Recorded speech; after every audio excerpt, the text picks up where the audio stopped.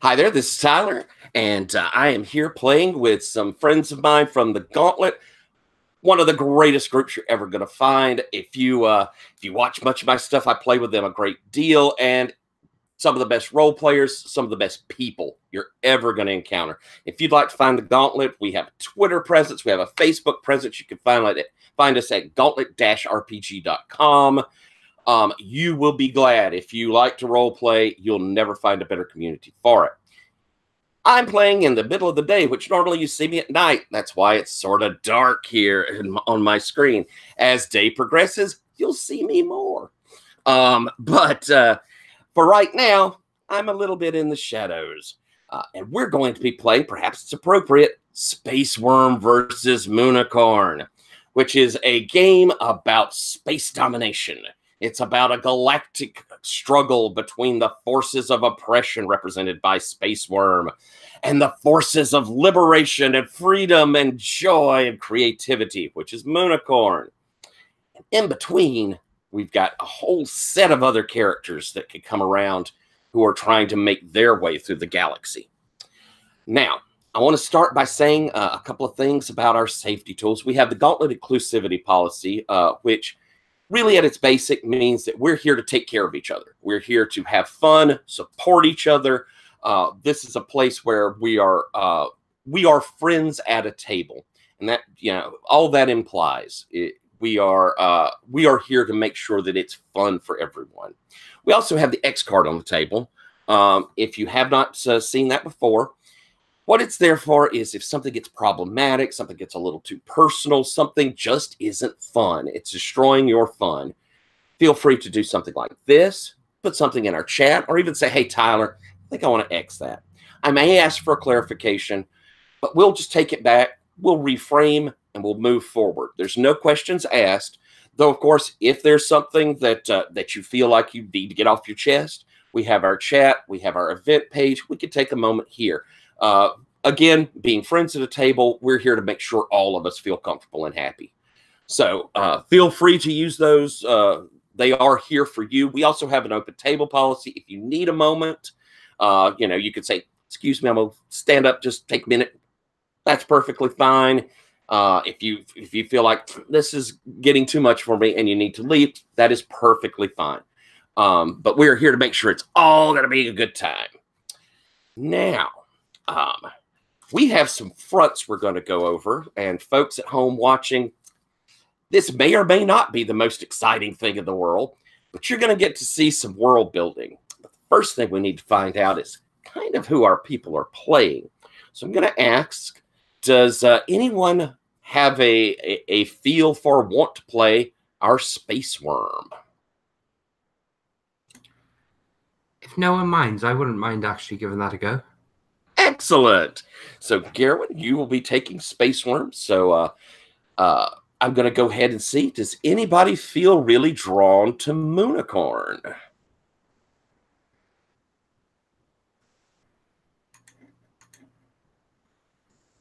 Well, that was a quick game. I'll take Moonicorn. Okay. All right. So that leaves Patrick and Leandro. Are there either of you who have seen playbooks you find interesting? Patrick, any that you've kind of put your eye on? I like the idea of both the Earthling and the other, as there's sort of various flavors of not from here. Okay. So I could give you a second to kind of peel down on that. Leandro, how about you? I was thinking either the Serpent's Princess or the Thief of Time and Space. Ooh, nice. Both of those are awesome. Yeah. All right. Well, I can give you both a moment or two to think about that, as we're going to start by asking our SWvM. And you see the fronts we have there on your sheet? Yes. SWvM, tell me, what two things are not... Actually, before we do this, I want to give a quick description of what the fronts mean. The fronts are very broad views of important parts of our galaxy. And we have things like aliens is the first one. aliens mean that they are a vibrant, big part of the galaxy. If Space Worm decides this isn't going to be a front we have in our galaxy, doesn't necessarily mean there are absolutely no aliens. It just means that aliens are either ubiquitous to the point where they don't constitute a singular thing, or it means that there are very few aliens, so they don't constitute a significant power block. It's that sort of idea. And what we'll do is when you mark it off, if that's your choice, we would say, okay, just as a quick definition, you think there's no aliens at all, you think it's this, we think it's that. But you're going to mark off 2 of them, and we have aliens, we have cybernetics, and again, should you mark it off, doesn't mean that there are no cybernetics at all, just means that they are not a huge part of the galaxy. We have the Imperial Throne, which in itself is a strong, well, doesn't have to be strong, but it is our centralized government concept. And it can be a bureaucracy, it can be some sort of police state, or it could be, you know, some sort of feudal empire. If we don't have it, it means we have a less centralized sort of galaxy. We then have the interstellar transport, which can go along the ideas of there's a guild that runs all travel between planets. It also involves how we do transport. Like, do we have stargates, or do we have warp drives? We have things like that. We have religion, which can be some sort of mass galaxy-spanning ultra religion that everybody sort of follows, or it can be lots of little different ones from each planet, and that sort of thing.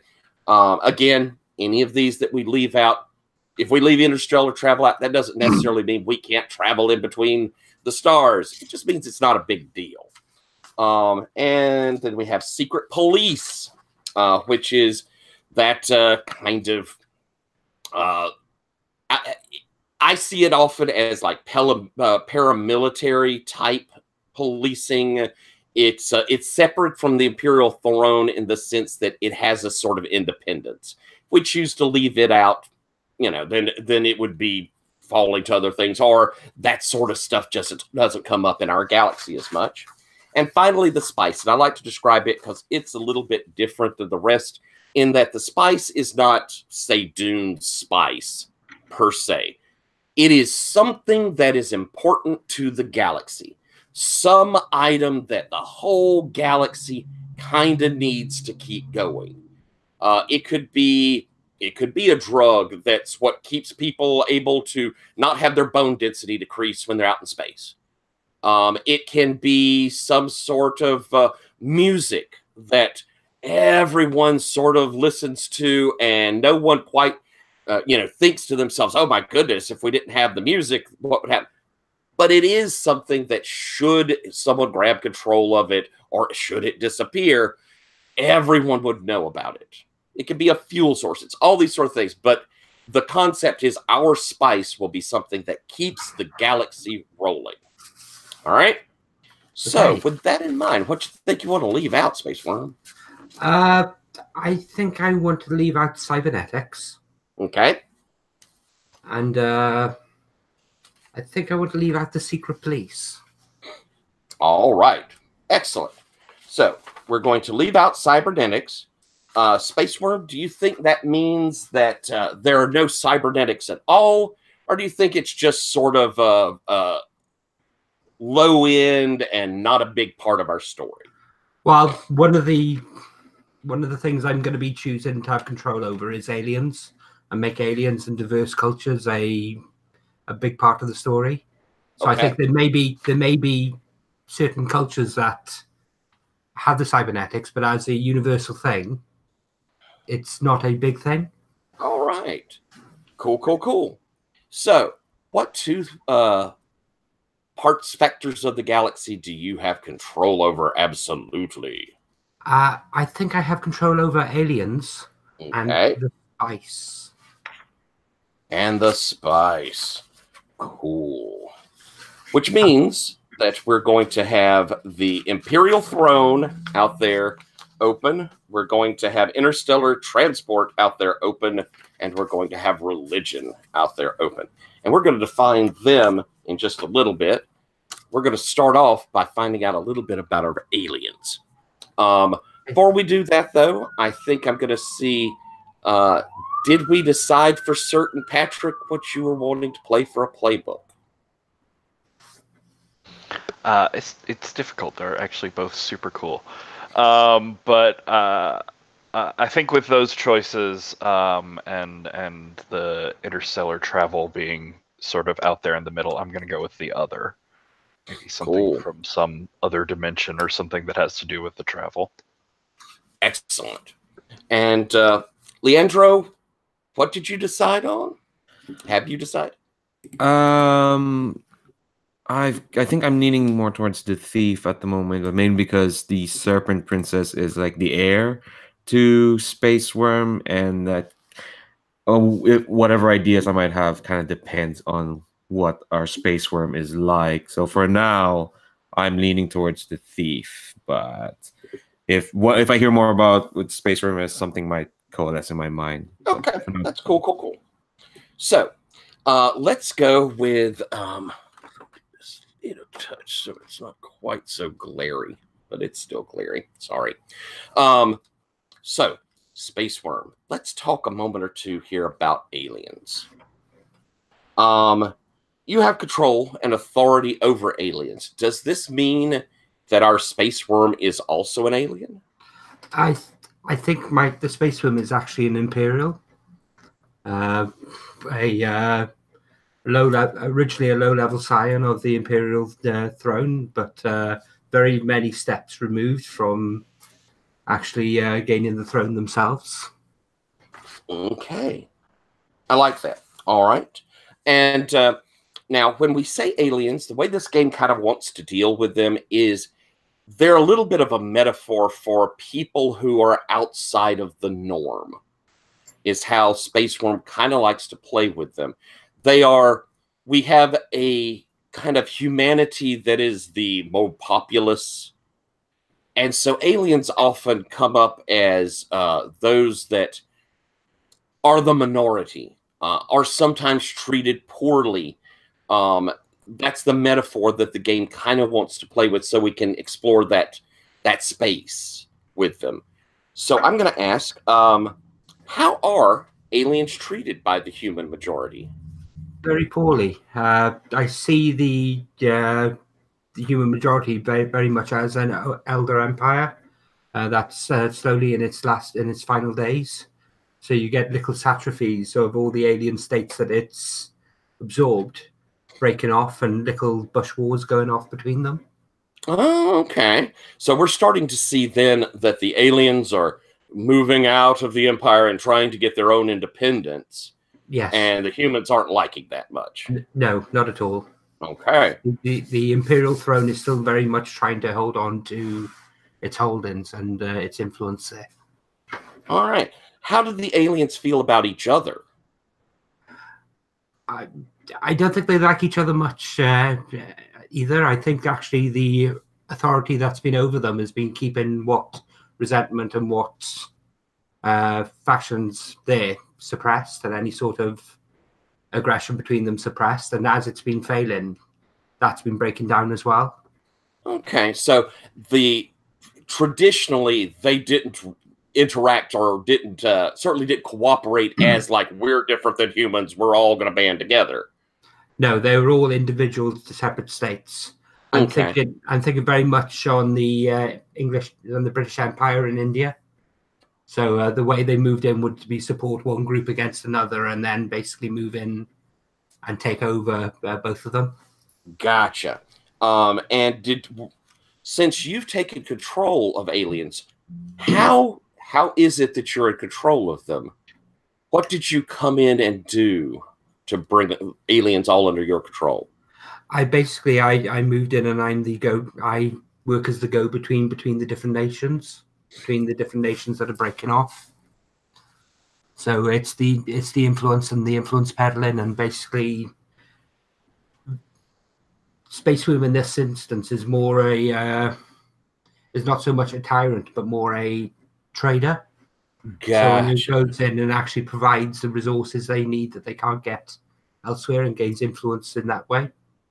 All right. So so the aliens all respect you as this person who can go all over and keep them together, and at this point kind of depend on you. When you say things, they do what you say. Basically, yeah. If they don't, I have the ability to basically cut off the resources they need. Gotcha. And do we have a lot of them? We have a lot of different alien planets? Yes, I'd imagine one of the things about them is they're all small nations. They're not big spanning empires that have been taken over. They're all small groups that have basically been conquered individually. Awesome. Cool, cool, cool. I think I'm going to ask then, Patrick, if you're playing our other, are you one of the alien races, or are you even other from that?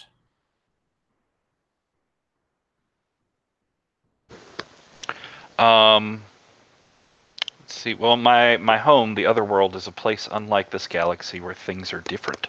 Maybe an isolated area in the galaxy, a laboratory created, or someplace outside of it, like the astral plane, Dimension X, or hyperspace. I lean more towards like Dimension X or hyperspace sort of thing than a particular part of this galaxy. Okay, so then you don't have any particular association with the aliens yourself. Mm-mm. Okay. And I'm going to ask real quick. Yeah. Gerwin, what has been that spark here as we're getting into fixing to start our game? What has been the spark that has finally set these aliens on the outskirts of the Empire to say it's time to leave? I think there was a protest at on an alien planet against the Imperial throne, against the Imperial powers, and I think the protest went badly, and then it resulted in a massacre.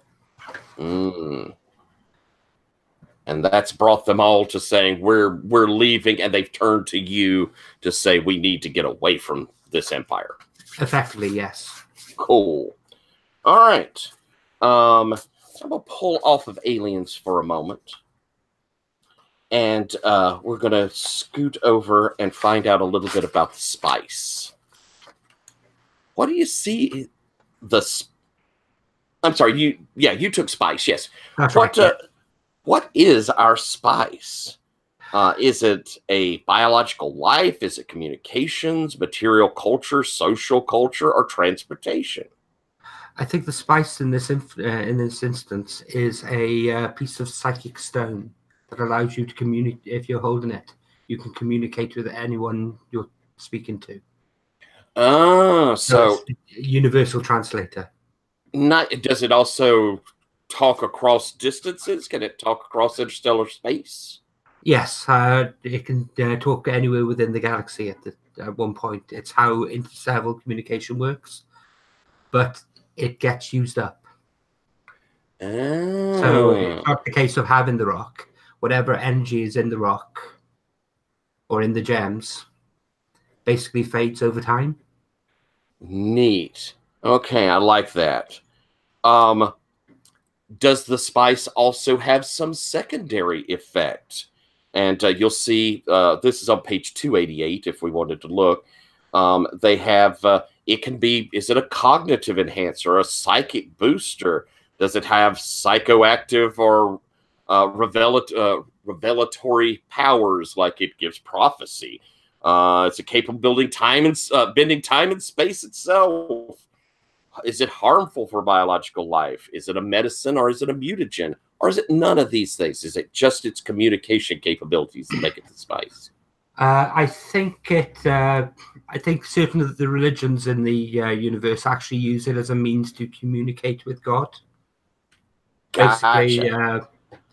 basically cast their thoughts out and use it as a scrying tool. I also think whatever energy is in there actually interferes with electronics, and that's one of the reasons cybernetics aren't really a thing in this universe. Oh, that's cool. Okay. And you have complete control over the spice.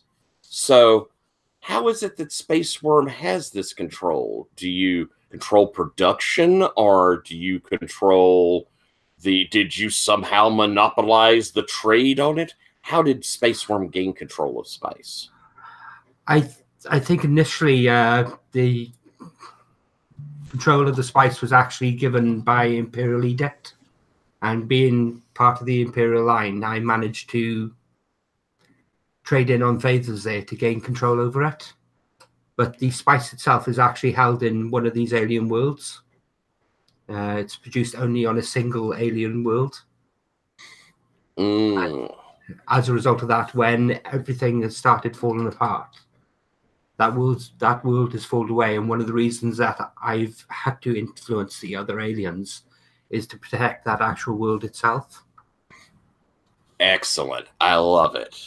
All right. I'm going to ask Moonicorn, why is the spice so important to you personally? What does the communication crystals do for you particularly?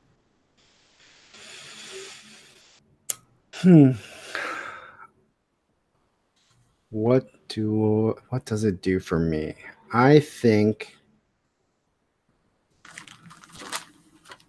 so. Like they stop cybernetics.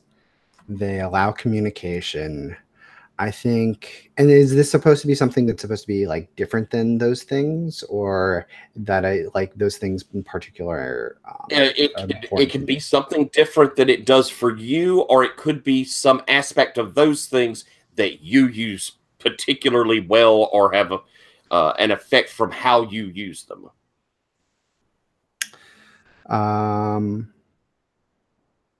I think. So stop me if this doesn't work or if this is going to throw a wrench. But what sounds interesting to me is you were talking about how they lose whatever the energy is. What if it is something like just being near me, they start to recharge? So, I think that sounds cool. Is that good with you, Space Worm? That seems like a really nifty thing. Yeah. Excellent. Cool. So, in a world where we have this limited resource, Moonicorn can actually recharge them. That's cool. All right. And I think that may answer most of our stuff we need to know about spice there. So we'll set that one to the side for a moment. So we've gotten an idea that Space Worm has their basis of power with this capability to communicate across the galaxy, the means of production of that thing. And also it comes from an alien planet, which Space Worm controls the alien worlds around it, now striving against the Imperial throne itself. So that's our setup for Space Worm's grasp of power. What we'll do now is we're going to look at the other three. And these other three are going to be our active fronts. They're going to be the things that I'll be throwing out as our problems. Worth noting, I have very little ability to prepare for a game like this because I don't know what we're going to have. I have looked at a few of these fronts. I have a few things I think are interesting, but this first session will be a whole lot of us cooperating to come up with what we want to delve into in our other three. So I'm going to ask Leandro, if you're going with Thief right now, what do you think the Imperial throne is like? And ways to look at this would be, do we think that, and this is on page 167, if we want to kind of look at it, we have some things that make up what a government is: legal frameworks, market regulation, military power, popular support, and revenue collection. Do you think that our empire, which we've kind of got the idea that it's in chaos with the aliens moving away, does it have a strong legal framework, do you think? Or do you think that that's falling to the side? I think the legal framework is pretty robust. I think from the start, but it was very much geared towards collating and kind of not collating, but kind of bureaucratically just controlling all these planets. They're kind of like, it's a lot of arcane rules and ridiculous loopholes, and it's a lot of, to file this you have to go to office A, but to do that you have to get file whatever, and it's very much like it's a lot of rules upon rules upon rules. That was basically a lot of arbitrary nonsense to try and collate all these alien planets. But because a lot of these alien civilizations are basically going, screw that, the legal framework of the Imperial Throne is finding that, oh no, all the arbitrary rules we made, well, turns out they're just words in the wind, and we're gonna have to try and enforce them now because we're in the middle of crisis. Awesome. So kind of having a problem with the weight of all of its bureaucracy, and now it's having trouble with being able to actually enforce these, but it has a strong set. It's just difficult to deal with. Okay. And of those others, pick one more out that you think you'd like to rate. And the other two fronts? No. Of the Imperial Throne there, we've done legal frameworks. What do you think of either market regulation, military power, popular support, or revenue collection? Pick one of those and tell me if it's strong, weak, or somewhere in the middle. I think revenue collection is strong because look, it's a government, so it's gonna what's that saying? Like, the only true records are tax records. And of course that's gonna be an emphasis, like, hey, look, this is how much you owe us, and we're gonna enforce that because the house we're gonna keep this entire system going if not for the money that you owe us, and we have all the records to back it all up. Cool. So if one thing it's good at, it's going out and collecting its taxes. Excellent. Patrick, looking at the other three, choose one and tell us how it's dealt with: market regulation, military power, or popular support.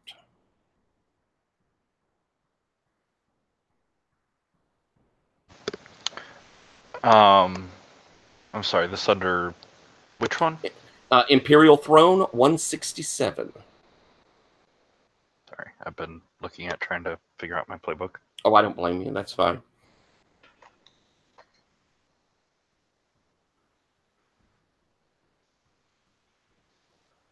All right, which ones am I looking at again? Market regulation, military power, or popular support.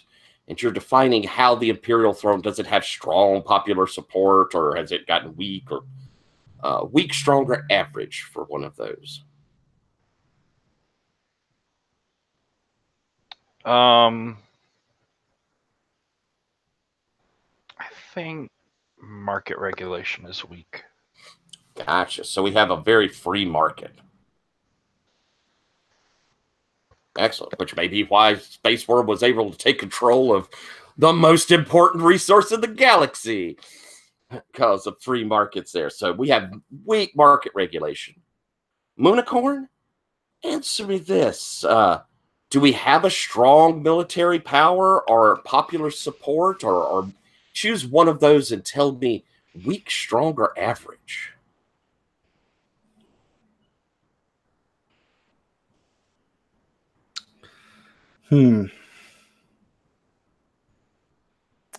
let's go.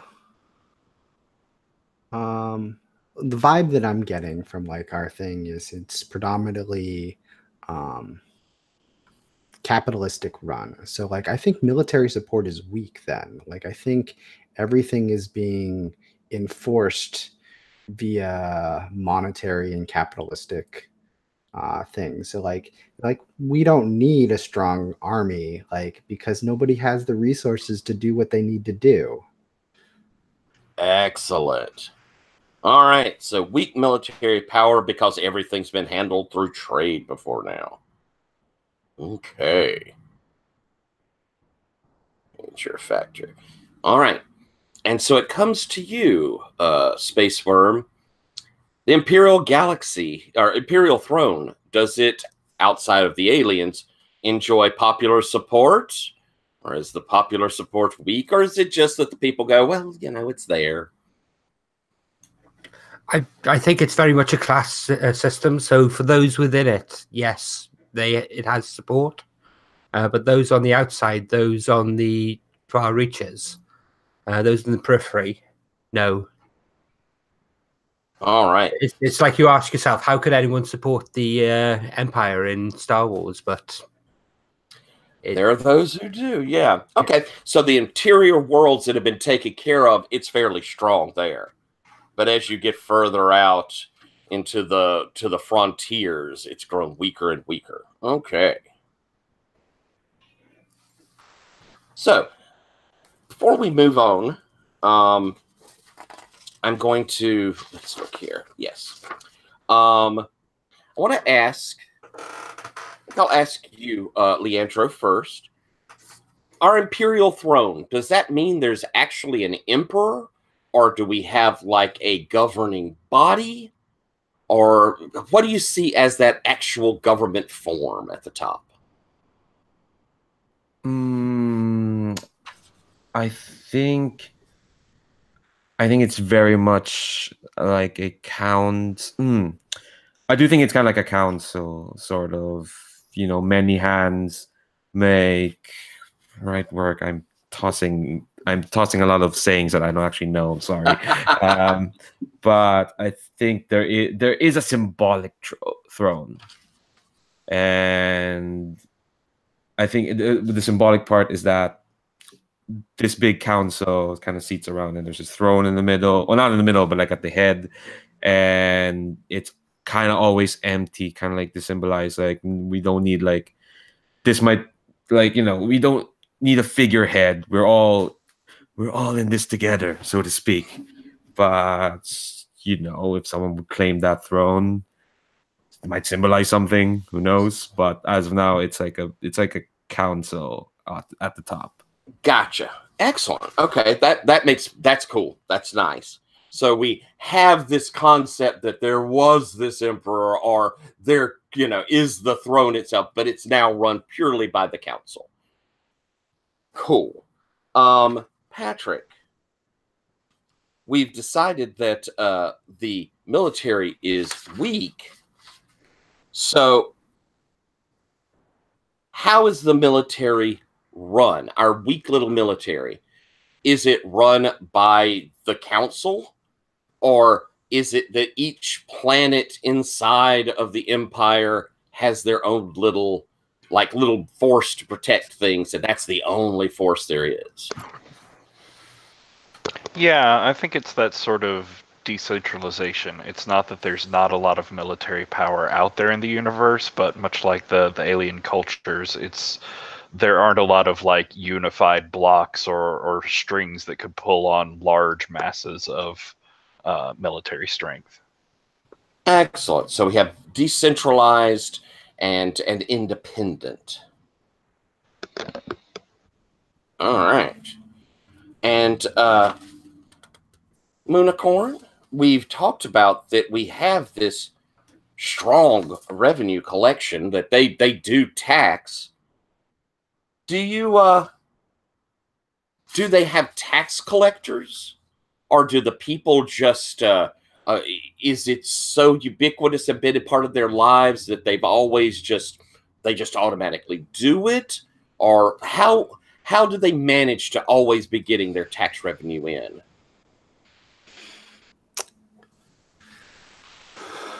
I think there are tax collectors, but I think that's the tax collectors are more for the people that you know what it is? I think there's some central money system that works like credit card. Like it's a digital system that is very, very prevalent everywhere. And taxes just come out of all transactions everywhere. Like if you're using this system, you're going to be taxed. And so like it opens up this thing where people are trying to like trade things like, here's this hand knit like sweater, take this for this meal because I don't want to get fucking taxed on this. But like then you get the tax collectors who are like, you literally bought no food last month. That is not possible. You owe us taxes. Oh, I love it. Okay. So we have this ubiquitous, if you use the imperial credit through your thing, that just comes off the top. And they still go out and look for you if you've been bartering. They still go and check you out.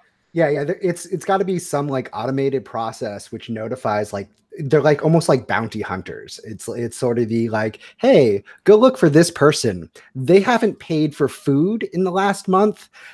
This is our last known image of them. If you bring in, this is what they should have paid for food. So that is X amount of credits. You will get 5% of that if you bring them in and make it pay. Oh, I love it. I absolutely love it. Boy, I'm still fighting it. That is so cool. So I love bounty hunter tax collectors. That's fantastic. Okay. Sounds like we've about defined everything. Though I do want to ask SWvM, there's clearly a reason we have this imperial throne still being able to thrive and succeed. So I want to know what its strongest asset is. And if you're looking on it's 169 at the bottom, assets of galactic civilization. Okay. What do you think? Choose one or two of these that this is what gives that power to the imperial throne. I think a lot of the central worlds are basically very mineral and food rich. And it's basically the mineral resources there that have kept them going. Okay. So just give me 2 moments. So we think like agro worlds producing the food surpluses and mining worlds producing the crystals and stones? Effectively, yes. Okay. So the center of our galaxy is really the powerhouse of resources. And that's what kept the imperial throne going for. I'll ask you, Patrick, has our empire been going on for centuries, millennia, or is it fairly recent? Is it, 50 years ago this sprang up? I like the idea of like galactic empires that are ridiculously long amounts of time old. So like thousands and thousands of years somehow.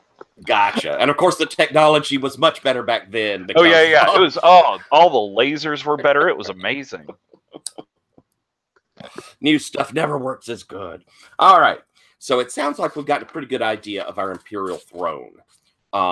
Controlling of the majority of resources from the interior worlds. The interior worlds kind of like it. As it gets further out, the exterior worlds have less support for it, both popularly, and we know that these aliens on the frontier are pretty much in rebellion at this point, or certainly have pulled themselves away. We know that it doesn't have a big centralized military, which probably is going to cause a problem for them as more of these worlds are starting to move away. But we do know it has kind of the galactic currency is in its pocket, in that it, it has this system for trade so that it's able, that's how the galaxy sort of works. It pulls the money off the top so that people, you don't even have much of an option on paying your taxes.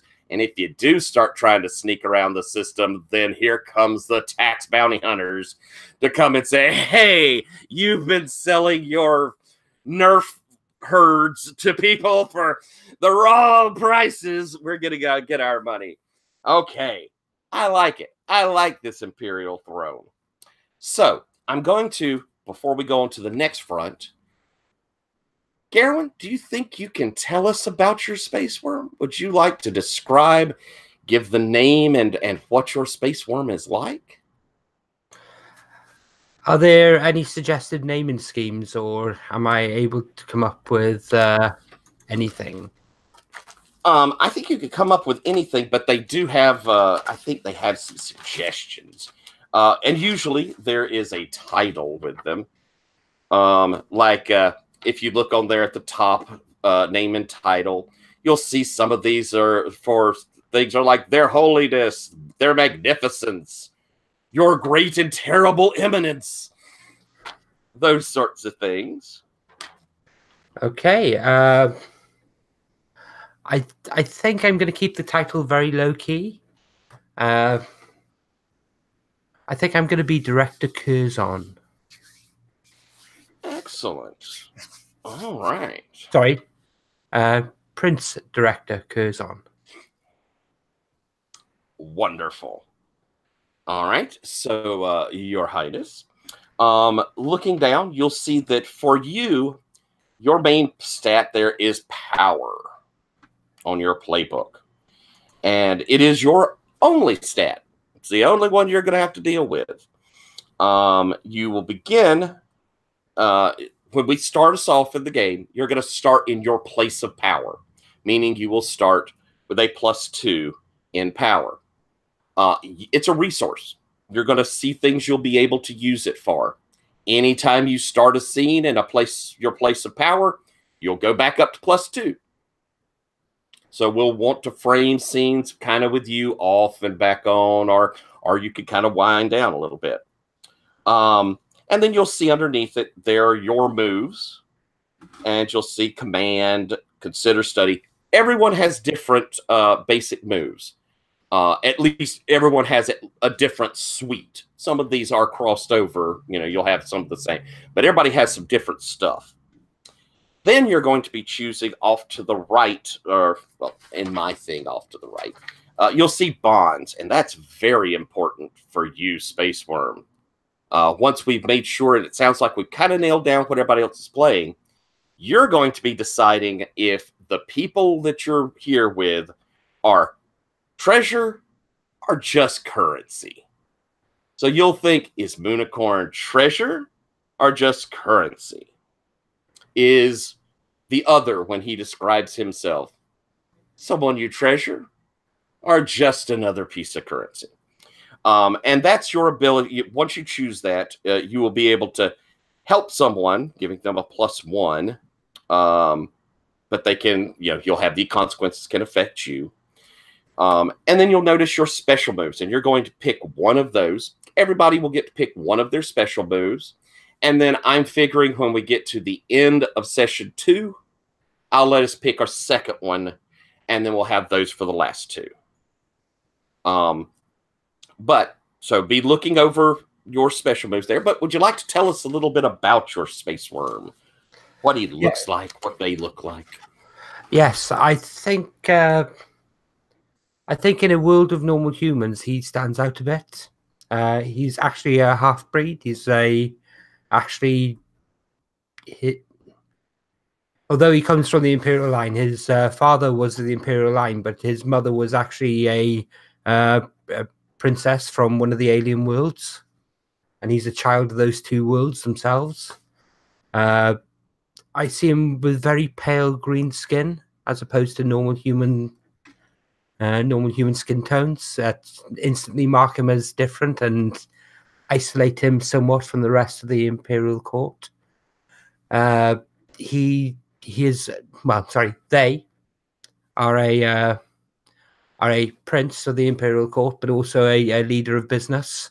I imagine that everyone within the court itself is a member of a head of a large family business, so a large business conglomerate, and the heads of those families actually make up the Council of Regents that rule for the empty throne. In fact, I quite like that. There's the Council of the Empty Throne. So I dress in, compared to a lot of the members of the council, who all dress in very elaborate clothing and very ostentatious. They've got frills everywhere. They've got animal skins everywhere. They've got highly expensive clothes. I wear a more basic style. We're very well cut, very well tailored, but it's very much a mix of style and substance as opposed to just ostentatiousness. Excellent. And I'm going to ask, where is your place of power? When we see, because when we start the first one, when we first see you, where is that place of power for the prince? I think it's the planet Orent. Orent, which is the only place within the galaxy with the stones are found, the gems are found. All right. So you have set up shop on the communication stone homeworld. That's right, yes. Excellent. All right, then. So I'm going to slide over and ask you, Moonicorn. Looking at your playbook, you'll see that you have integrity as your one stat. And you start the game with +2 integrity, and you'll see that there's stuff you're able to use it for, and stuff that will let you get some back. And you can get up to a +3 in it. But let's start. You also will see that there's your moves. You have gear. You'll get to choose 1 or 2 of the gear that they have up there. And we're going to set up your bonds here in a moment, but we're going to hear first from the others. That way you'll know a little bit about them before you decide your bonds. And you will you'll have the choice of one of those moves over there to start with, of the special moves. But tell us a little bit about what our Moonicorn in this story is like. Sure. So our Moonicorn. So I think I'm Corazon, but everybody who knows me just calls me Cora. And so that's sort of like one of those signals that, like, are you somebody who knows me or somebody who has been given my name by somebody else and are looking for me type thing. And I'm going to use they, them pronouns. I imagine I look mostly human. Medium height. I try to like blend in, but like I think I have long hair that I keep under a hat for the most part. And I think my hair might give away part of the mostly human thing. It is that like dark blue, almost black that glows when it's like blacklit, like backlit type thing. Like if there's light there, like you're like, that hair is not normal type thing, but like I tuck it under my hat, because the other thing that gives me away is I have like this small little rainbow nub of a horn on the top of my hair, or like on the top of my head. And so like I have the hat that's always on, trying to like keep my hair and my nub like not so like I am out there like really like identifying who I am, like, because anybody who knows those signs are going to be able to recognize it, which leads me to my special move, which is Alien Moon. Is you can spend a point of integrity to make someone or everyone notice you and pay attention to you if you do nothing else. And so like it's definitely that type of like I try, and so like most of my outfit and everything else is like in the reverse of this, is like I try to be nondescript. Like I am dressing like everybody else. Like I am trying to look like the general population, but like there's things about me that just stand out. My hair, my little nub of a unicorn. I think because I'm like the crystals recharge near me. Like I think when they just get near me, they start to like sparkle and shimmer, and as they recharge, and like I have no control over this. So like I like try not to have those things. And like if I see them start to sparkle, like I'll step back and move to the other side of the room so that like maybe they don't realize it's me or that I'm nearby, stuff like that. But yeah, so that is Unicorn. That is Cora. I can't hear you. You're muted. Oops, I was going, oh, that's so awesome. Oh, I love that. So we know that Moonicorn is kind of a symbol of hope for our galaxy. People cannot help but when they're around Moonicorn, see this feel this hope that springs from them. But I want to kind of give us a second here, and this is going to be a little bit of a flashback. I'd like to set a scene where we're on Orient before SWvM has solidified control of it. And I'd like to see a quick scene between SWvM and Moonicorn. As Moonicorn, you discover that the prince... I'm so sorry. What I could look at the thing, but it's Prince. What was it? Prince Director Curzon. Oh, so that's right. Y'all have the same name.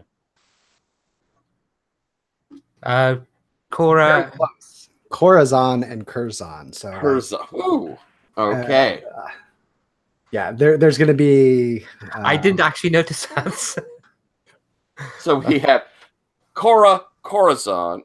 And we have Curzon, Prince Curzon. Okay, so as you, Moonicorn, realize that Prince Curzon is planning this thing to take over complete control of the trade, all right? I think I'd like a little scene to see how you interact for that. Does that sound like something we could do? All right? Yeah, I'm trying to think of like where we are, because like I imagine, so like I'm a symbol of hope for everything, so like I'm not necessarily like a nobody type thing, like I have something, people know me, like I'm probably maybe shipping to and from the planet type thing. So okay, well this planet has obviously been hideously suppressed over the years, so they're in desperate need of hope, and so I quite like the idea that we're not on the opposite side to begin with. Okay. Yeah. I like that too.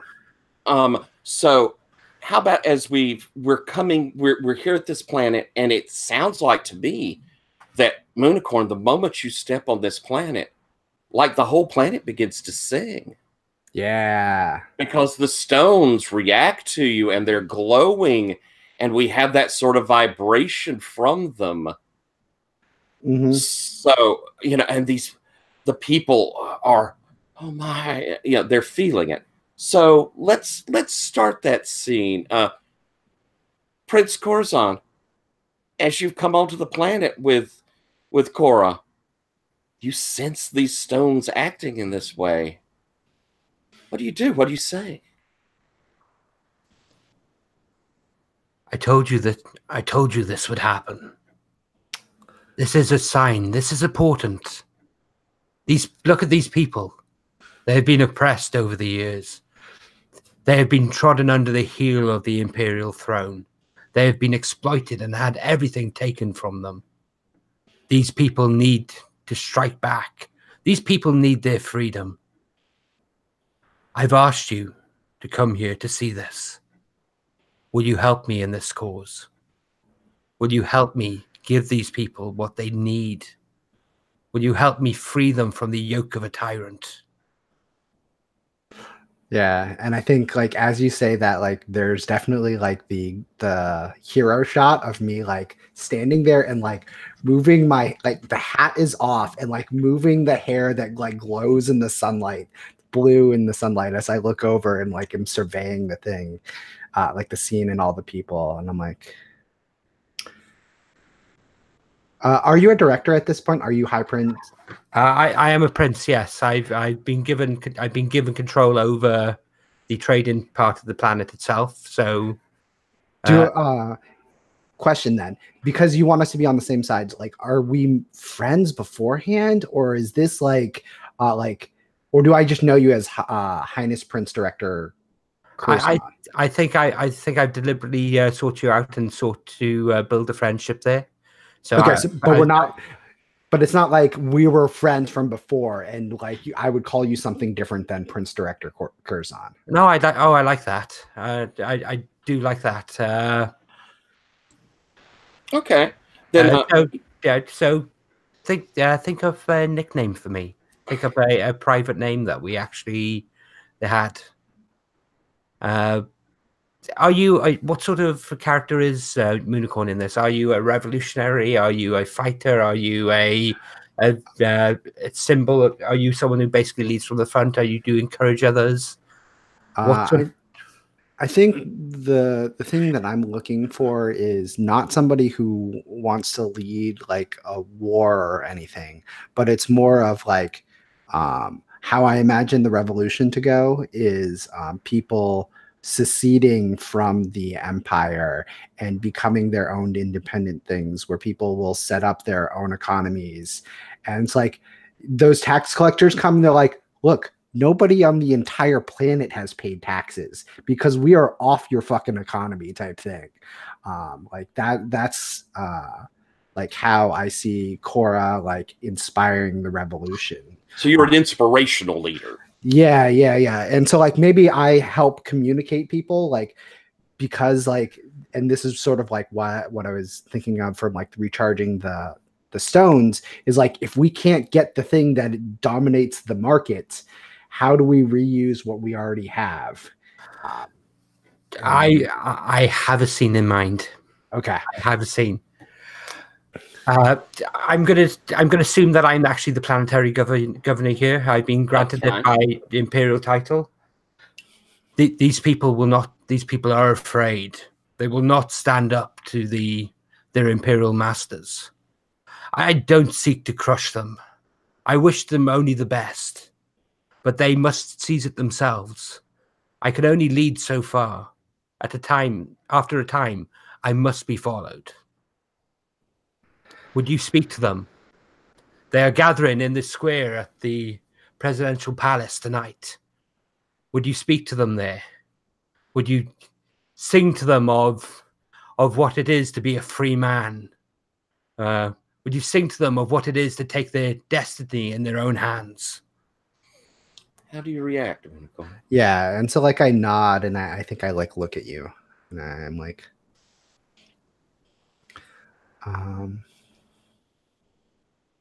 what would be a good name for you? Maybe just Zahn. I'm like, Zahn, we go way back. Like, we have been friends for a while before you got promoted to governor of this planet. I would love to inspire these people, to help them realize their potential. And if you lead me to them, I will be there. I will be that inspiration. And I will try to help them understand that you have their interests in heart and in their mind, and that you are here to make sure that not only they, but everyone in this galactic empire can be the best that they can. And that is what you want. And that is why I believe you were appointed the governorship of this planet. Thank you. And I will offer my hand. All right. And so as we have this scene, and I think we'll sort of see this montage as, you know, yes. I do have one thing I would like to add. Okay. When you do that speech, the place where you do that speech is conveniently over a huge mine of the crystals. And this is what I planned. And your speech doesn't just go out to the planet, it goes out to the entire galaxy. And that's what actually causes the other alien races to break away. Oh, all right. So we have this great big speech. But I want to ask Moonicorn, as the speech and the people are cheering, and the stones are singing and lighting. What is it that you see in Prince Corazon that makes you start to worry? What is the first inkling you have that maybe his intentions are not the best?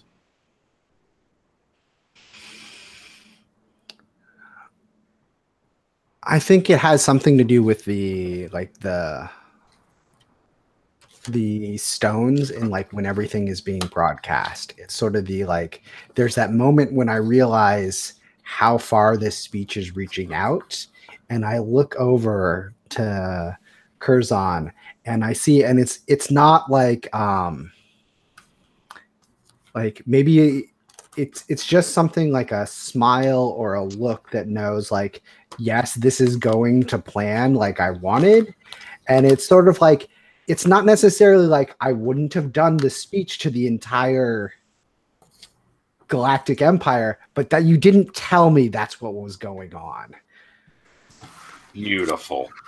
Absolutely fantastic. All right. I think we're going to scoot over and do the spice. No, we already did the spice because that's the one that you control. We're going to scoot over and do interstellar transport. And that sounds like something our other is probably involved in heavily. So I'm going to come to you to ask a few questions. So, what do we see interstellar transport like here? Do you see it as stargates? Do you see it as certain engines?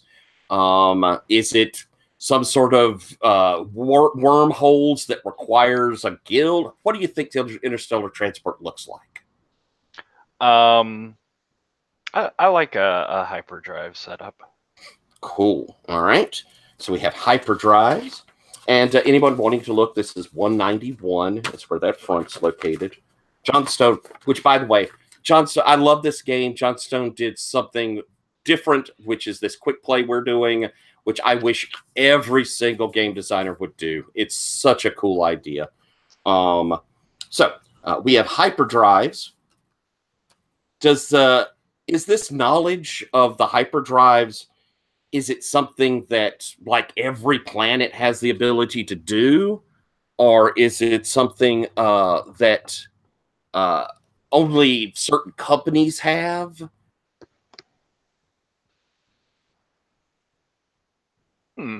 I was going to say everyone, but I'm sort of struck with the idea of like there are just a handful of different alien races that have like developed usable, stable, long-term hyperdrives, and so it's sort of a like a competition between them for customers and travel. Okay, so with our transportation technology, it's restricted. You feel like there's only certain companies, and they are really jealous about the knowledge of it. Mm-hmm. Okay. Do you feel like that there is, when you go into hyperspace, do you have to know certain like jump points? Is there an element of traveling through it that requires certain, piloting skills or some sort of knowledge of the ways or whatever? Or do you think it's more of a point to point?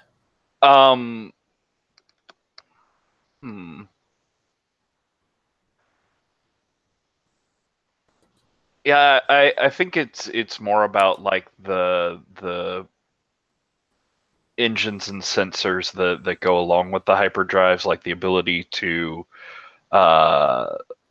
chart your way through. Like there's an element of skill and knowledge, but it's these scanners that can actually get people through, because I think one of the like dangers of hyperspace travel, one of the like major reasons it doesn't work for a lot of people, is that it's not just fixing where you come out, but when. Like there's an element of unwanted accidental time travel to it.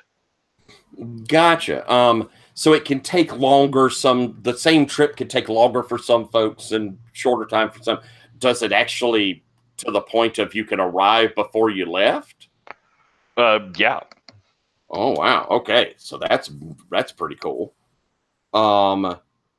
We have this interstellar communication through the stones, but we have to deliver things as well. I mean, there has to be trade. So do we feel like is that considered open and restricted, that ships just automatically carry packages to wherever? Or do the companies put on some sort of restrictions on where they'll go and what they'll take? Or is it completely monopolized, like one in particular only takes the certain things? I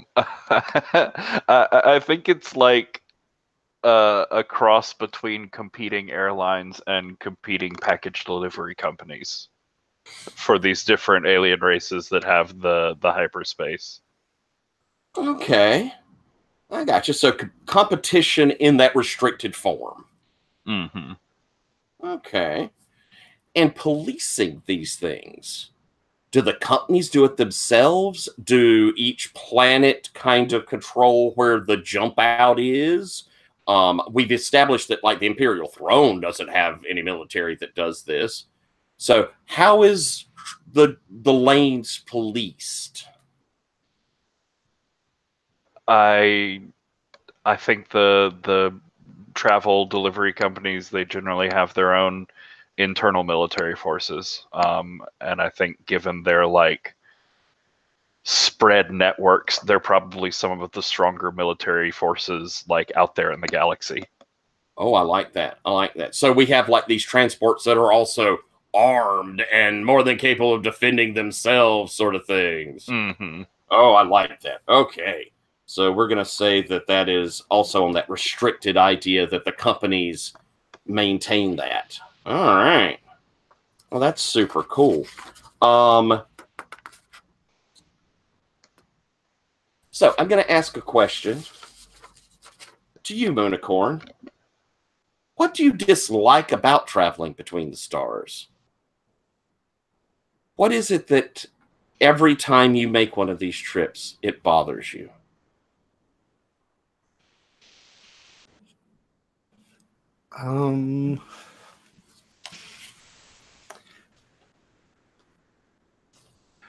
When you're thinking about interstellar travel, like you're thinking in the hyperdrive, that since there's like a time thing in there, are people like, does that happen like instantaneous, or is this like while you're on the ship, there's still like a day of hyperdrive travel, like you're moving around in time on the ship during the hyperdrive, or do you like do it and then come back out the other side?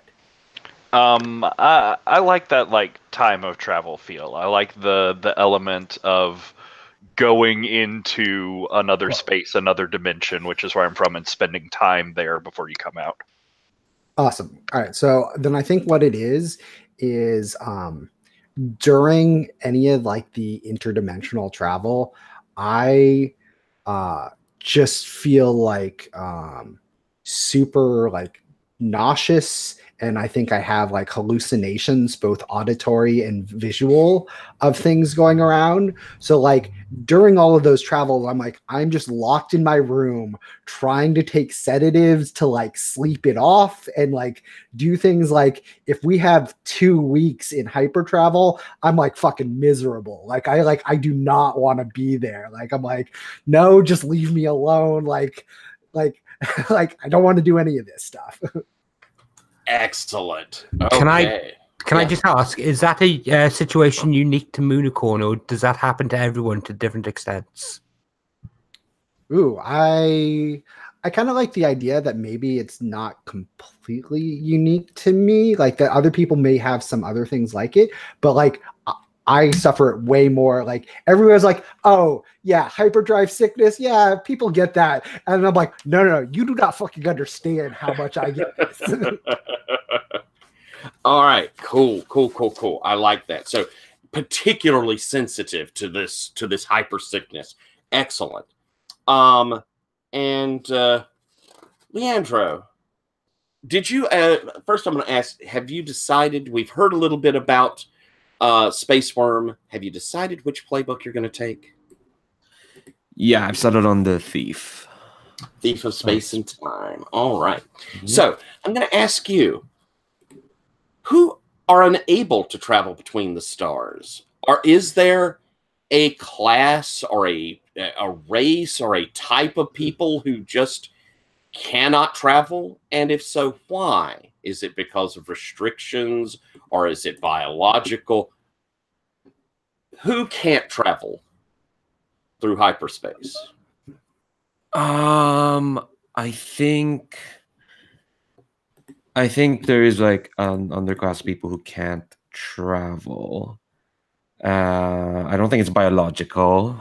I think it's determined by, again, going back to the whole bureaucratic nonsense that this empire is being controlled at. I think there's kind of, how there's an automation of how your taxes are going to be paid. So that means people know, or the system knows, whether you're good for your credit and whatnot.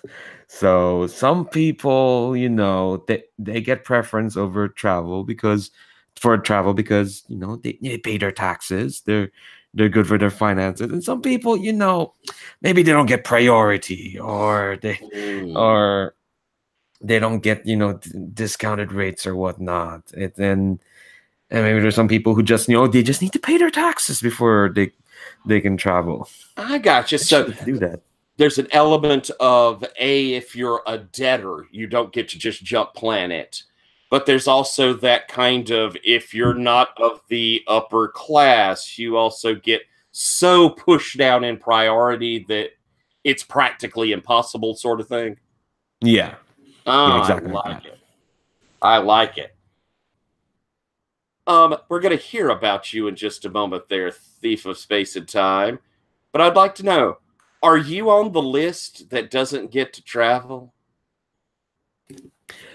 Sorry, your internet broke up. Can you repeat that? I was saying that, we'll hear more about you. I'll get you to do a description of you here in a moment.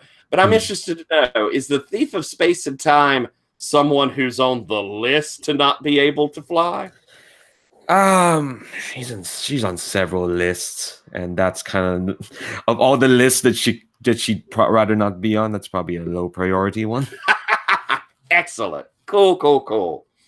And I'm going to ask you, Space Worm,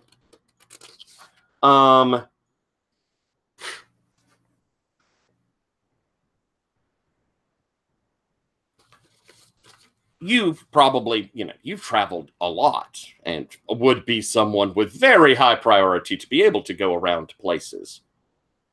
Tell me something you saw when you were traveling through hyperspace. What was out there between the points that you saw and you could never get it out of your mind? I think I saw a vision of my mother, who I didn't know in life. And actually, I think I had a conversation with my mother. And I think that was actually the key turning point for Space Worm, going from the youth that he was to what he is today. I love it. And because that gives us that, was it true vision or was it space madness? Oh, I love it. Fantastic. Beautiful, Garrett. Beautiful. All right, so it sounds like we've kind of got an idea for interstellar transport.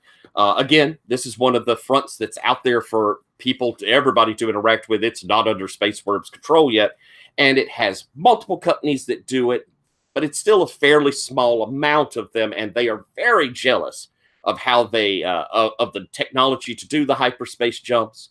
We have an element of like time travel, space-time warping as you travel.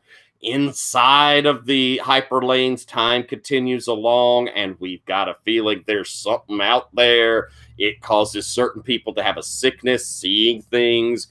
Moonicorn especially affected by it. Space Worm himself saw something out there while he was traveling. We have we have an underclass that it's either priced out for them or they're pushed down onto the to the edges of the wait list to the point where they almost never get to go. And of course, if you don't pay your taxes, it's hard to jump off planet. But along with that is also that there are the elites who can just zoom across the galaxy all they wish to. So I think that sounds, and we have the idea that these are pretty heavily fortified transports. They ain't screwing around with getting messed with. They've got, you know, big guns and probably like escort ships as they through the galaxy. So there's our interstellar transport. Now we have our last front. And after we do it, I'm going to have us I'll give us our break. And then we'll come back and I'm going to have a scene, I think, between our other and our Thief of Space and Time that will revolve around one of these other fronts. But for religion, Leandro, I'm going to come to you. And if we're looking, 228 is where the religion section is in the book.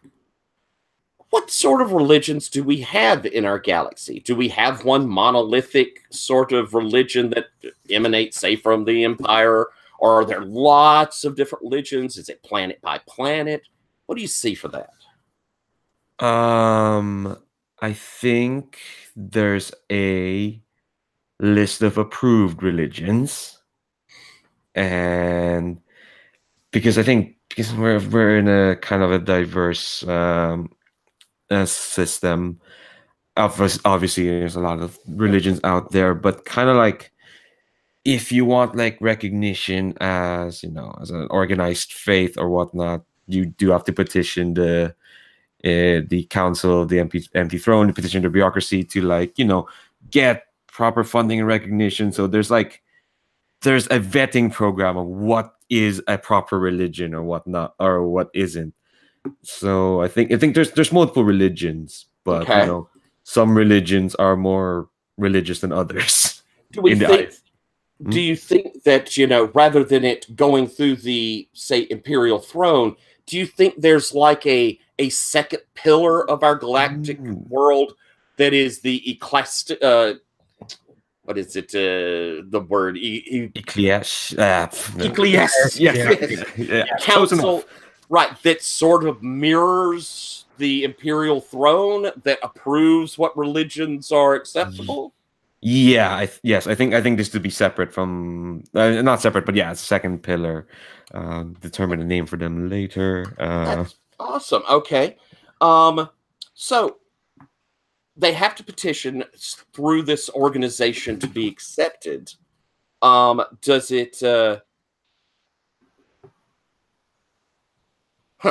Do you think that the religions, are they evangelical, or is it that like the organization says, okay, you don't go to planet X because their religion is this, you're on planet Y, or do you think that there's that spread from every planet? I think it's that.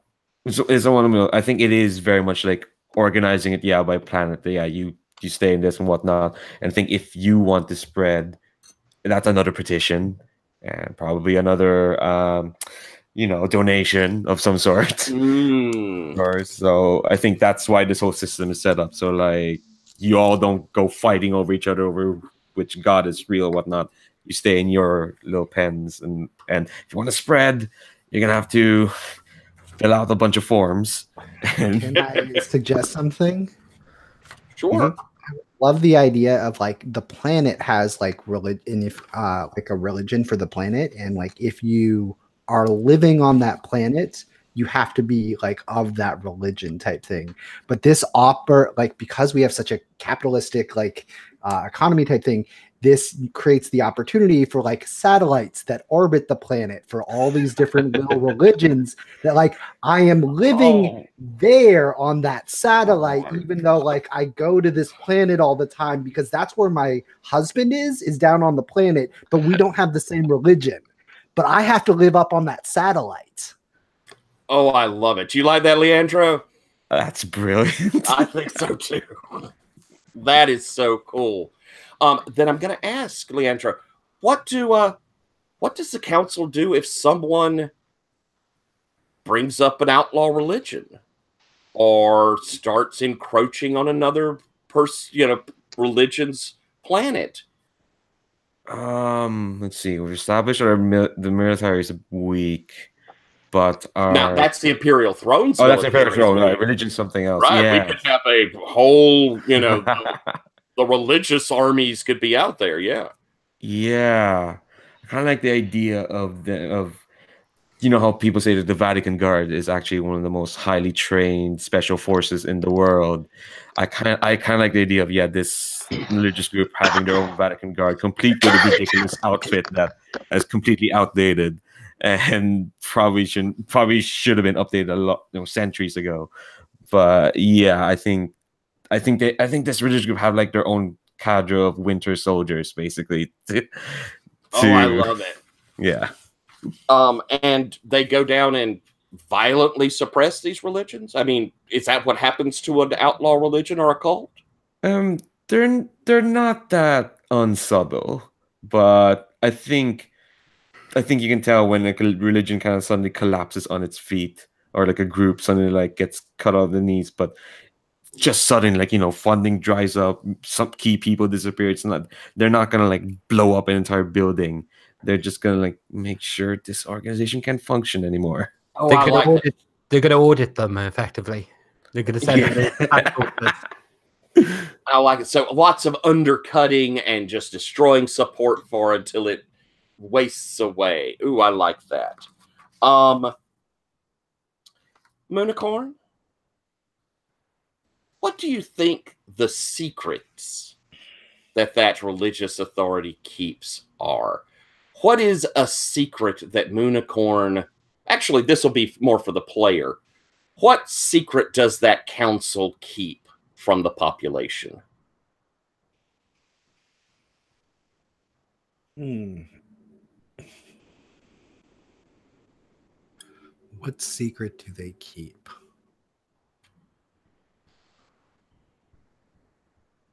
Would you like a second?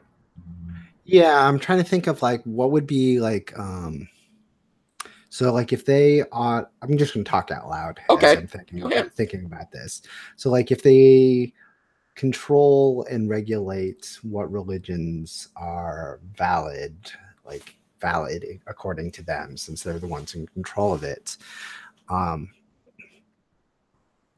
think the secret that they keep is like, I almost want it to be like some secret religion that they have like internal or something like that, where it's like, no, like that thing that everybody like in the hyperspace in between, like, no, there's legitimate like higher powered beings there. We've met and we've talked with them, and like they, like, we know they exist, like we have some communication with them, like we're regulating everything out, and part of like what is keeping the what is not allowed is any of like them tapping in or getting close to that true secret religion type thing. I like it. Okay, so like there's that inner mystery of what's inside the hyperlanes that the heads of the council know about but won't spread. Yeah, and so like they're part of the authority, and like why certain things get cut out is if they get too close, just like randomly, or things they're like, I don't know how you guys got that prayer. You should not know that prayer. Like that should not be something you should have written down. That's when people come in, and that's like when those authorities get called in. Nice. I love it. Space Worm, what religious or spiritual traditions do you find comforting?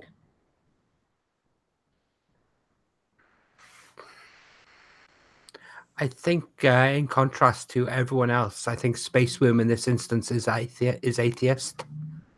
I actually think that Space Worm views religion as a prop as a mechanism to socially to manipulate people. But he himself actually sees the universe in all its glory as an expression of humanity and aliens' will, and our ability to actually express that will on the world is an almost divine thing to actually change our own destinies. So you have a kind of humanistic view. We'll say humanistic, but Yes, the view there that it is the sentient peoples of the world that are really the higher power, which we may be finding out you're wrong. You know, kind of like in D&D, it's hard to be an atheist when a god goes, here, I have a spell. But okay, cool. Yeah. So I like that. I like that a lot. And I'm going to ask you, Other, since you come from the hyper lanes, it sounds like, give me a tenet of the religion you believe in.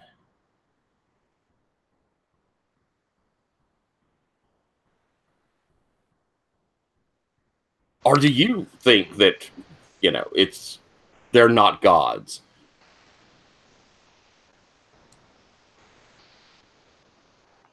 I mean, I definitely at least have a philosophical way that I followed. Okay. What's a tenet of your religion then?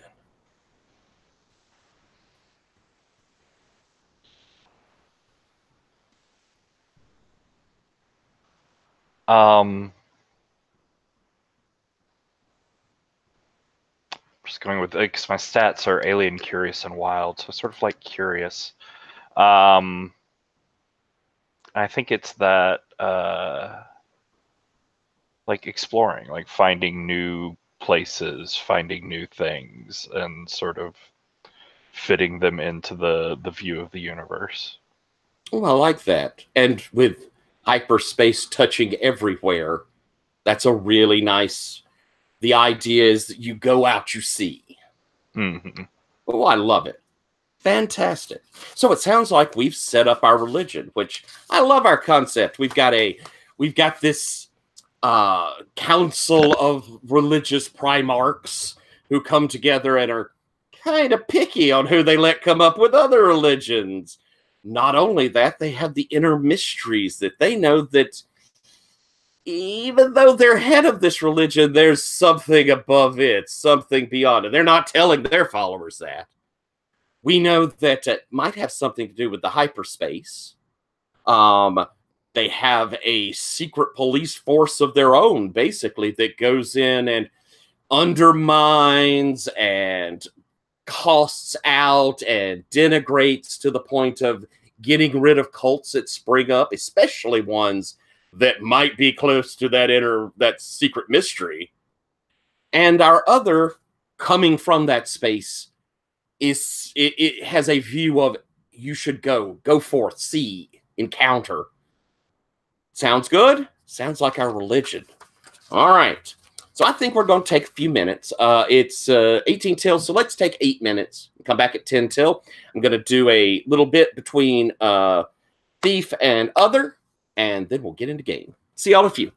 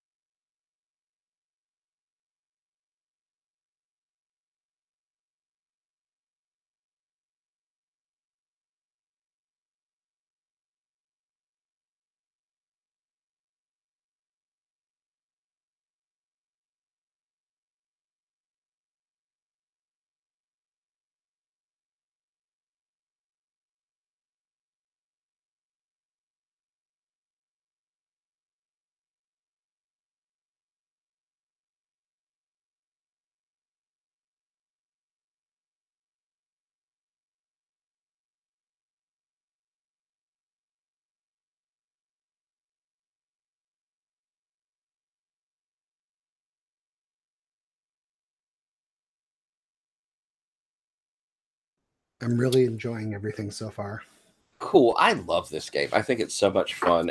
It does have a lot of upfront stuff you got to do, but I think it's fun to feel out this galaxy and make it. I think that's a neat aspect. Yeah, I adore this. So what we're going to do is, Patrick, looking at your playbook, I'm going to have you kind of tell what you're like once Leandro gets back, and then I'll have him do what our thief of space and time is, and we'll have a little scene between the two of y'all. And then once, oops, we lost Patrick. Then after we do that, we're going to set up our bonds for everyone, and then we'll be able to hop into our first scene. Patrick, what I was saying is, as soon as we have that scene between the two of you and Leandro, then we will we'll set up bonds, and then we'll be able to hop into play. Okay. All right. All right. We'll give Leandro just a second or two to get back. We're expecting a little snow here this weekend, and we almost never get snow. I was going to say, you had a, what was it, a hurricane a few weeks ago. You're getting snow now? It's only been a little over a month since we had a couple of hurricanes come through. Now it's going to snow. Whoever's rolling the random weather generator needs to stop. That's it. We've got to talk to these druids around here. Or use the dice. All right, so Patrick, let's hear about your other. What is your name? So my name is Spiral. They, not particularly concerned one way or the other. Doesn't translate well. Comes from the hyperspace, the dimension between worlds. And I think just because, this is a space opera, so let's lean into like genre coincidences and insane over the topness. So I think how he came into this dimension over to this side was during that speech that Moonicorn was giving across the entire everywhere. I think all those crystals, it wasn't just transmitting across the galaxy; it was transmitting everywhere, and it was this like familiar beacon, like this thing that I knew I could follow. And I think just coincidentally, at the same time, on the other side of the galaxy, there was an alien species that was had come up with a new form of hyperspace. They were gonna like enter the game and become one of the major players. And they had their first big test right at that same moment across the galaxy. And that star isn't there anymore. Those planets are sort of like wandering away off into the cosmos. Nobody really knows what happened. But standing there in the middle, sort of floating in space, was Spiral. Oh, I like that. Now, with you have 3 stats: Alien, Curious, and Wild. And you could set those up. You have a little spread that they have as a starter, and you can add 1 to it. Yep, I'm high in Curious, good at Alien, and bad at Wild. All right. And in your looks, what do you look like? So I have a picture there of a sort of elongated humanoid, smoking, evaporating, shadow blank creature thing, and I have here a dripping humanoid body, slick with mnemonic shadows, or continually sublimating into after dream miasma, and crowned with a protoplasmic halo, just to be extra weird. But he's made of this substance that's, it's sort of a substance. He's sort of physical, but sort of not. Anybody that touches him, I think there's like this black, inky sort of liquid transfer that quickly evaporates or sinks into their skin.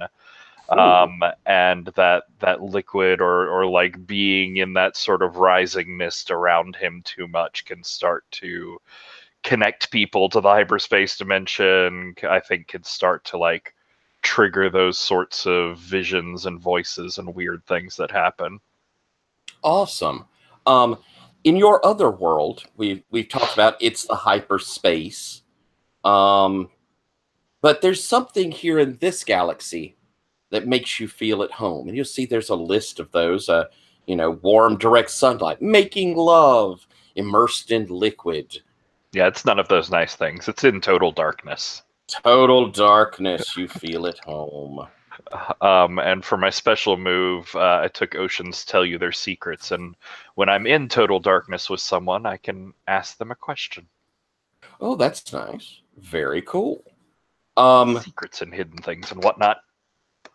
I want to ask, you came out of hyperspace when we had this in the past speech by Moonicorn. So I think I'm going to leave it to you to tell us, how long has that been? It should be a little bit of time because we've had the progression of, but are we talking? I think it's like 5 or 6 years. Okay. So it's not been like an immense period. It's not been an immense period of time, but it's been just enough time for both of them to convince themselves so that they've grown into someone new. Cool. All right. And of course, you have your moves there that are your particular moves. And you have picked your special move. Mm-hmm. And what have you been doing since that time? I've been exploring, for one, just because this place is very strange and interesting and filled with all sorts of weirdness. But I think really what I've been looking for is Moonicorn. Oh, nice. I've been trying to find Cora. I've been trying to find that voice that like pulled me across dimensions. Okay. And my final question, can you go back home? Have you been able to get back? I mean, obviously you could get on a ship, I suppose, but is that the same as getting back home? Not yet. I have stuff from my bonds that goes into that more, but not yet. Okay, excellent. Leandro, let's hear about your thief of space and time. Do you have a name? Yes. My thief's name is Frantic Darling. And Oh, I love it. I think that's not her real name. I don't know how it could be anyone's real name. And you have your stats there. You have charming, deft, and lucky. Yeah, she's kind of lucky and deft, but she's not charming at all. Like for a thief, she's very much the sneak around and not talk to people. She's kind of, the thing is, she's kind of new to this whole thing, and so this whole being a thief of space and time, because unbeknownst to most people, her family was big in the spice trade, so to speak, and they were this big sprawling family that was kind of like at the time kind of the embodiment of a powerful family kind of embedding themselves in the bureaucratic process. Like, they had lists, they had tax records, they were very good at knowing, all right, this cousin did this and this uncle did that. It's all grand. But then, a speech was made, a spice trade was disrupted, a space worm took over, and suddenly this intricate family that's basically system just all toppled and all collapsed. And the only remnant left is Frantic Darling, who probably lived well, but she's had to reinvent herself, and it's mixed results so far. Okay, I like that. I think that's awesome. But having to go and live by your wits, basically, since then. Yeah, I think when before her family kind of collapsed, it's very much the case that I think she had other interests she liked art. She wanted to be a painter of some sort, Okay. but that goes by the wayside when you have to survive, and you have to learn how to, take what you can, and that's partially why she's not good at talking to people, and she prefers not communicating other ways, but like she's not good at dealing with people. It's weird. She gets Okay. nervous, and she kind of stutters a bit. She's a bit like, oops, there we go, clumsy maybe. Add that there. Okay, cool. That's awesome. About how old is she? She's probably older than she looks, because I have a picture here right now. It's kind of like this, from this specific cyberpunk anime, but I think yeah, she's pretty much older than she looks. She was probably entering the equivalent of like early 30s. She was very much that kind of the family member who was like considered a weak link in the domino chain, so to speak, because she wanted to paint instead of learn on how to do taxes properly. Gotcha. So already kind of an established personality when everything went to hell, and she had to go out to make her way these last 5 years as thief of time and space. Did you pick your special move? Yeah, I picked I picked burglar.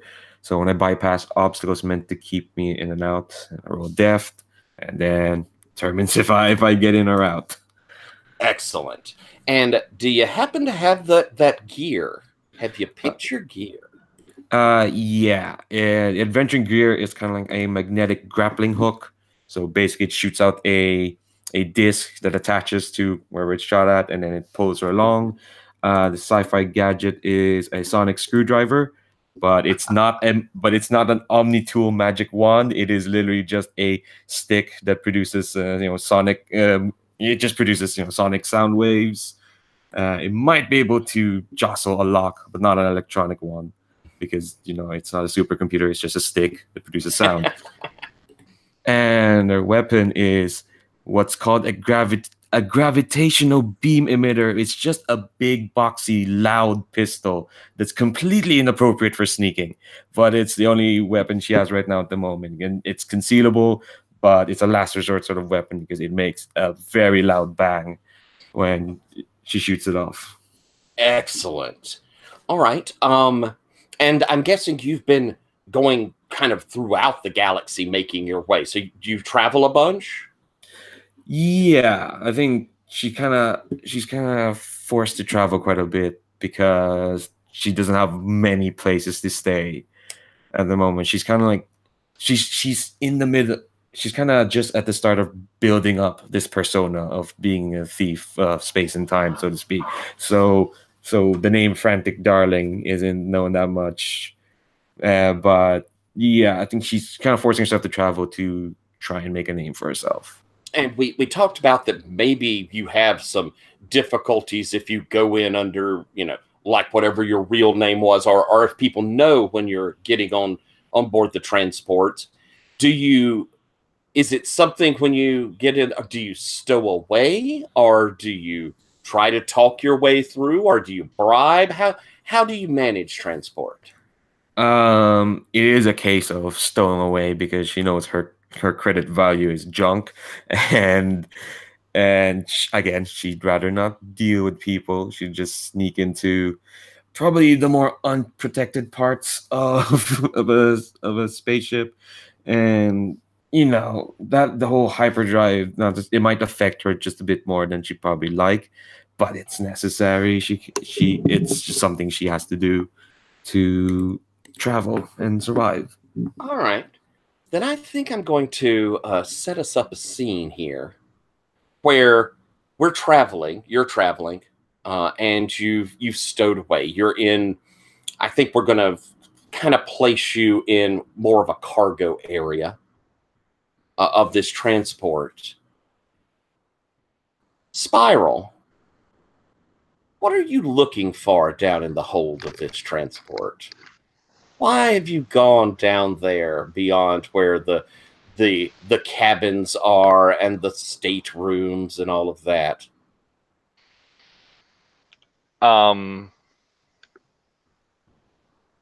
think this is the first time I've traveled on this race's ship, this conglomerate ship, and so I'm wanting to get down and get a look at the hyperdrive engines. Like I'm curious about how that works. I think it puts out some sort of like field or sound that I can sort of hear. I just want to poke at it. All right. So as you're moving through the guts of the ship, Frantic, you see this figure that probably looks like no one else you've ever seen.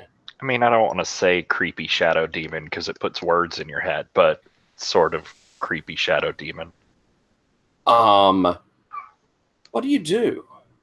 I think I was about to tuck into bed, as I would at least try to get some sleep. But I see this creepy shadow demon thing. I kind of scrambled to my feet. Also, Frantic Darling dresses really shabbily. It's like a terrible coat, too big, honestly, on her. And so she's kind of like reaching around her pockets, and it's like she thinks she pulled out her gun, but no, it's actually the grappling hook. And it's like, don't touch me. I'm armed. I wouldn't touch you if I could.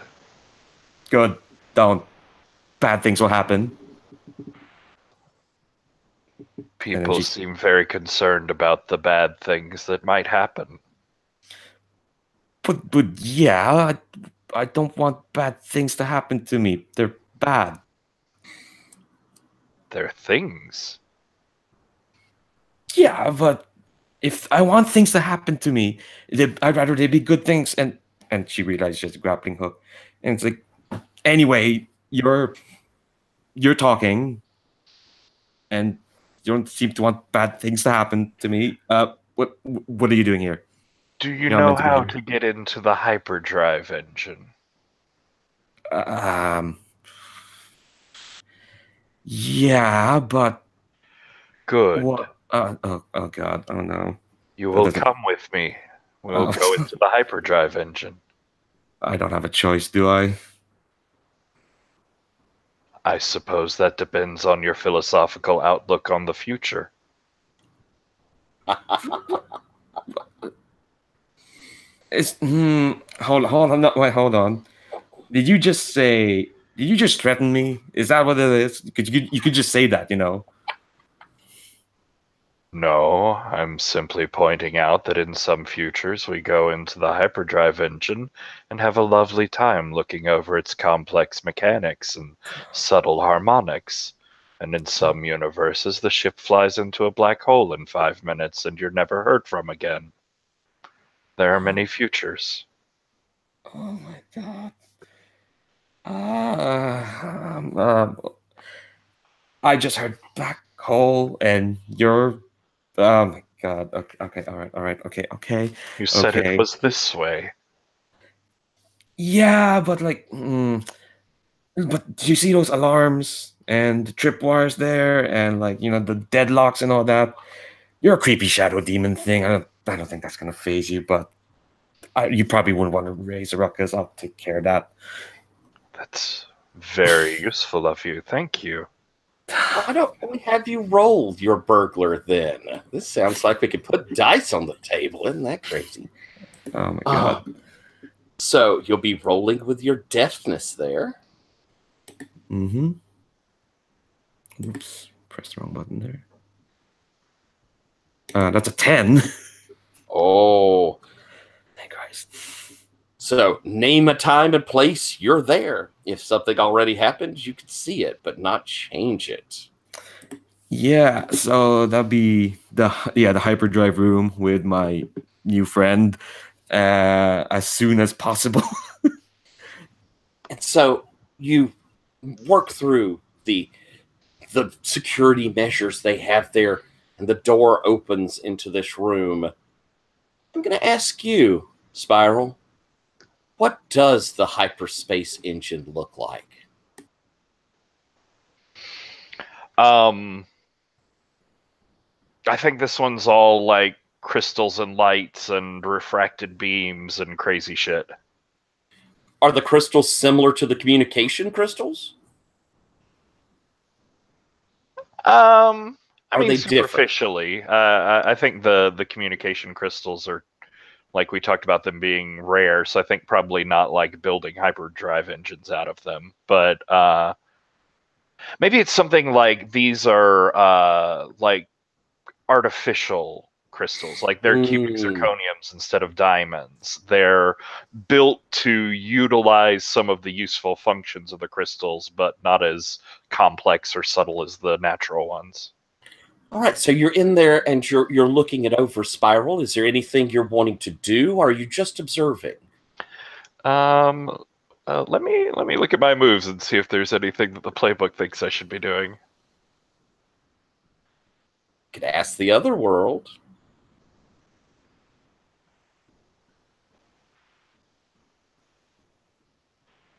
I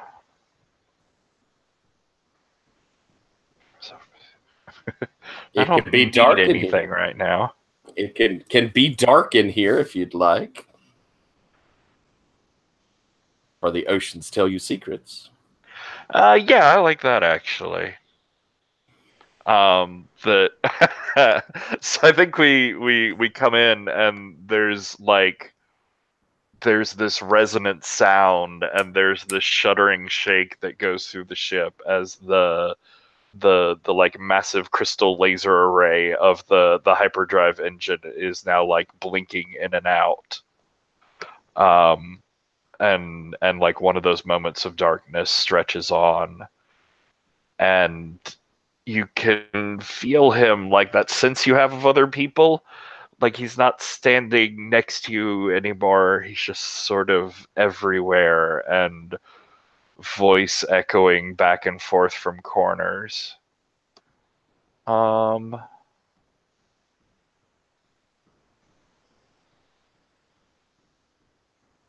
we've been talking about time here. What do you hope for the future?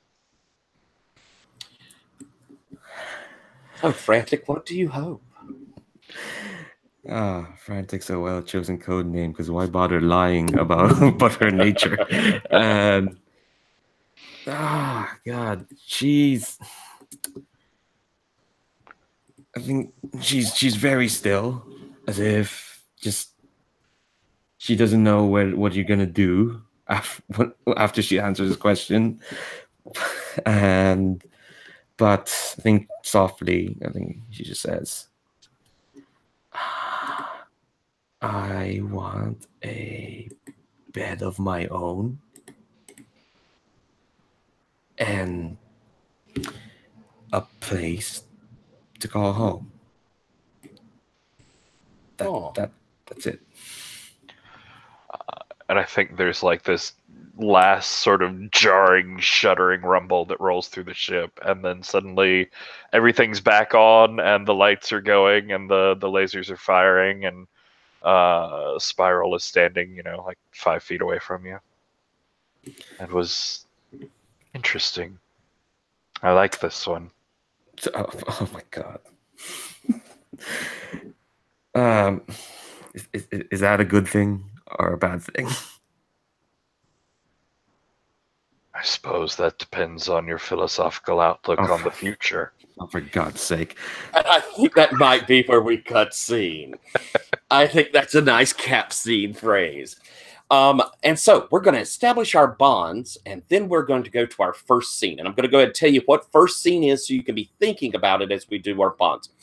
First scene of any Space Worm Moonicorn, even though I've interjected some little scenes in beforehand like a naughty person. But the first scene is always Space Worm in their place of power, and we get to see the exertion of that power. We get to see Space Worm in their glory. And then Space Worm finds out something's gone to shit. Found out something's not good. Space Worm has to be there, and we will have Space Worm's attendants, people that they are in control of. But other people can be there as well. Anyone but Moonicorn. So that can mean that you or Thief of Space and Time, that Space Worm doesn't know you're there, or other doesn't know you're there, or you could be there, speaking with. So let's think, keep in mind a little thought on that going forward. But let's do these bonds first. I'm going to start with you, Space Worm. Your bonds are pretty binary. They're either treasure or currency. Yes. Do I have to do that for Space Worm for Unicorn as well as the others? You do, but I want to believe that is Space Worm always treasured? I believe. I'm sorry, Moonicorn. Yeah, Moonicorn is always treasured. That's good because that's the option I was going to go for anyway. Okay, so yes, Moonicorn is always treasured. And again, we're setting these things up, and you may or may not know the other particularly well, but we're going ahead and establishing kind of how you feel, knowing what you do as a player about them. Okay. So, what do you think about the? Yes. I have some Bond ideas there that may influence his view. Okay. Let's see what you got, Pat. So I've got two that I think are good for Space Worm, and it's who holds your heart in their hands and who gives you orders that you obey. And I think after that speech in the middle of that pile of communications crystals, there was a new one sitting on top that's like inky, oily black, and it's some part of Spiral. It's why they can't return. So I quite literally hold your heart in my hand. Mm-hmm. Oh, I like that. So what do you think then, with that knowledge in mind, treasure or currency? I think treasure. Ooh. And do you know what this is? Do you know that this is the other's anchoring point here? Or do you not know what it is at all? Or do you just feel some sympathy to the other through it? Well, this inkiness is very... Remember that vision I had going through hyperspace with my mother? It had very much the same feel, the same sort of surrounding and feeling as I get from the stone. And I think the stone is linked with my missing mother. Excellent. Oh, that's fantastic. So, Thief of Space and Time, do you think, Space Worm, you want to lay out your currency there, or would we like to maybe hear what Thief has as a bond for you? In the case, we're pretty much everyone's gonna have a bond with everyone else. Okay. So yes, I'd like to hear what the Thief has in mind. How do you see our relationship? How old is Space Worm? I think Space Worm looks to be around about 30, 35. But actually is much, much older than that.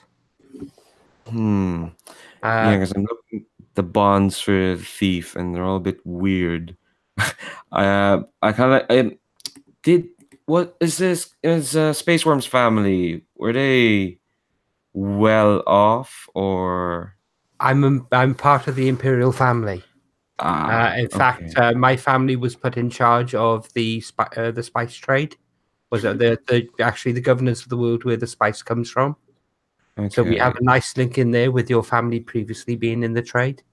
Yeah, I think I'll go with the first bond, which is who did you go to school with and where? So we might have known each other kind of growing up, maybe way, way back. If that's okay. Yes. Can I make a slight change to that? Well, change the way in which it's read. Could I have been a teacher in your school? Ooh, yeah, that's better. Anyway, it makes sense with the age difference. And yeah, I'd be down for that. What sort of teacher were you? I think I taught I think I taught philosophy and philosophy of economics. I think. In fact, I quite like the idea of me being an ethics teacher as well. Yeah, I think actually you were probably one of my favorite teachers then. You were inspirational enough back then to be like, all right, you're what you're teaching about ethics kind of inspired. I guess it kind of inspired myself, but I think you'd probably view my family as just, they kind of fell apart easily once you took over the spice. And so I'm probably not gonna be like treasure or anything. No, I think you're very much currency, unfortunately. That's fair. That makes sense. And I want to ask, Frantic, then, you had Corzon as your teacher, and you really liked him as your teacher. But now that, this is the agent of your family's destruction, do you still feel that affection? Or, and blame, just this was the way of the bureaucracy? Or do you blame Prince Corzon for what happened? I want to thank him for kind of taking over my family. I didn't like any of them. There's a bullshit list of who's owed what. No, he made things far simpler. And if anything, like I don't mind if he sees. I mean, if anything, I kind of admire him just that bit more. I don't know if that admiration goes both ways, because I don't even think he knows of me right now, but he'd probably consider me currency if he knows. But like to me, he's cutting through all this nonsense. He's kind of been taking apart this system, and I probably don't know the extent of what he's gonna do yet. But so you admire him? Yeah. Excellent. All right, let's go over to you, Moonicorn. Why don't you hand out one of your bonds to someone?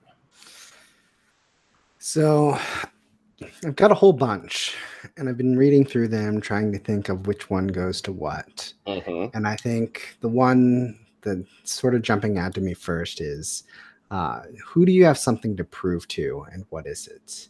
And I think that's got to be Prince Director Curzon, SWvM. And I think I want to prove to him that that people can live without the empire, like that the empire is not needed to live like a good life. Yeah, I think that's what it is. How's that sound? Sounds good. Good. Cool. Yep, I'm very much up for that. And with Moonicorn, bonds are a currency for you. You spend them quite a bit. So cool. Want to name another one? I'll go ahead and let you get a second one. Let's see. All right, Patrick, I've got some ideas about you. Since like you're looking for me, I think this might have to be a little bit of a dialogue. Do you think we've met before? Like I know you said you were looking for me in these 5 or 6 years, but like, have we crossed paths? And if we've crossed paths, have you realized it's me? No, because you talked about in your look, you're at least sometimes very much about like hiding the horde, your specialness. Yeah. So I think maybe we have met once. When I was like, I knew I was close. I could smell it. I was hunting down that sound. And you were just so like squished down and repressed and bland and nothing that I didn't recognize you at the time. So like I totally like the idea, like it was something totally nondescript. Like we're sharing drinks, like same stools next to each other at a bar, or like next to each other, like on a public transit, like type thing. Like we're standing and like maybe have a conversation or do something like that, but like we don't know like what it is. Does that sound something like that sound great? Yeah, I like a public transit. I like him in motion scenes. Cool. I Yeah, think yeah. So that's what Spiral.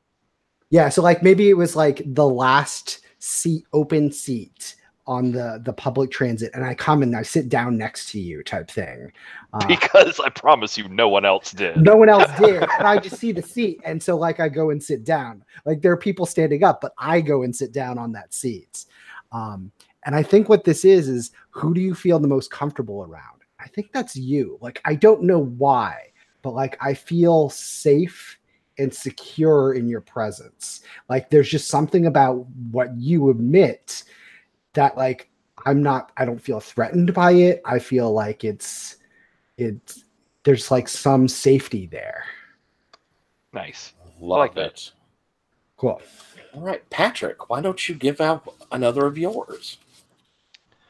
So I'll go back at Cora there, because I have a pair again, I think, that fit, and we sort of talked about who brought you to this place, this new place, which is very much Cora and their words, and similarly, who reminds you of home.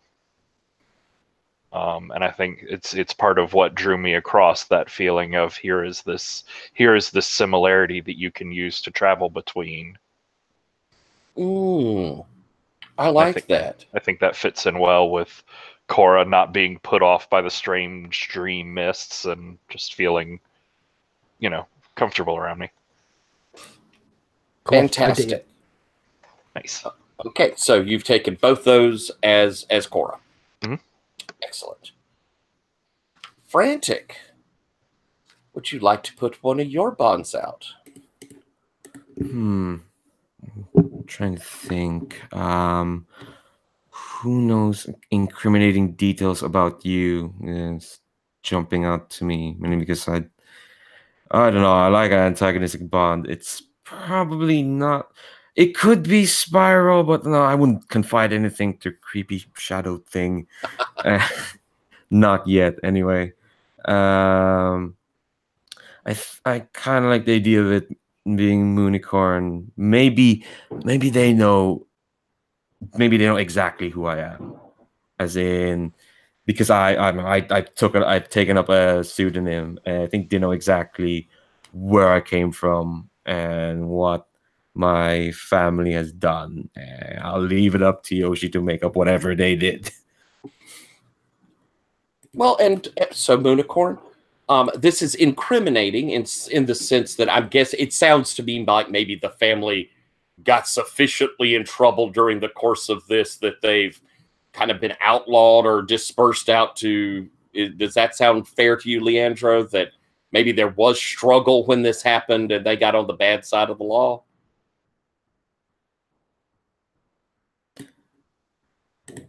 Sorry, you broke up there. Does it sound like that in the struggle with Space Worm, your family kind of got on the wrong side of the law, ended up being a little bit kind of outlawed a bit? Yeah, I think not even just a little bit. More than a little bit, I think. All right, then. So I'm going to ask you, Moonicorn, what do you think of this family? I mean, you were there at the planet when Space Worm kind of made this takeover. What do you think about the family that was basically destroyed in the process? Yeah, I think like I have empathy for them. Like I'm sad that was the process. Like I think that there's I think I rationally understand it, right? And maybe this was one of the things that maybe Curzon has explained to me, and like why this had to happen in the way that it did. But it's sort of the I don't agree with it. So like even if I understand why it happened, I'm like, sure, you're saying there's no other way, but there had to have been a different way for this to go. So like I think I have empathy for all of those people. Excellent. And so should, win, we know it'll be a win. When you see Frantic, it's not going to be like Jacques. It's going to have there's empathy for that. Yeah. And I think this rolls into like one of my bonds is who are you trying to rescue and from what is the like, I think that, so, and maybe I have to figure this out with you, Frantic, a little bit is who is looking for you? Like, because you're saying you're on the bottom of all these lists, you owe money or whatever it is. Like, who's the thing that you're running from? Partially, I'm running away from metaphorically, I'm running away from my family's legacy, I guess. But in the more concrete terms, I am basically running away from our debtors, I guess. As in they pretty much, basically Space IRS or Spears, I guess. No, Sears. There we go.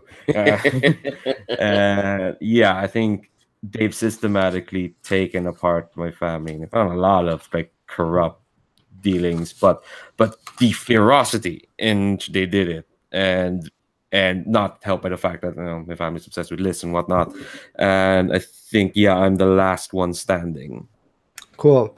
Because you were also talking about how your you did not get along with your family very well. Do you think that maybe some of your family would have like maybe ratted out other parts of their family in order to get like leniency? And like, so like, is the thing that I'm helping you from the IRS, or is the thing that I'm helping you from the other parts of your family that are like ratting you out?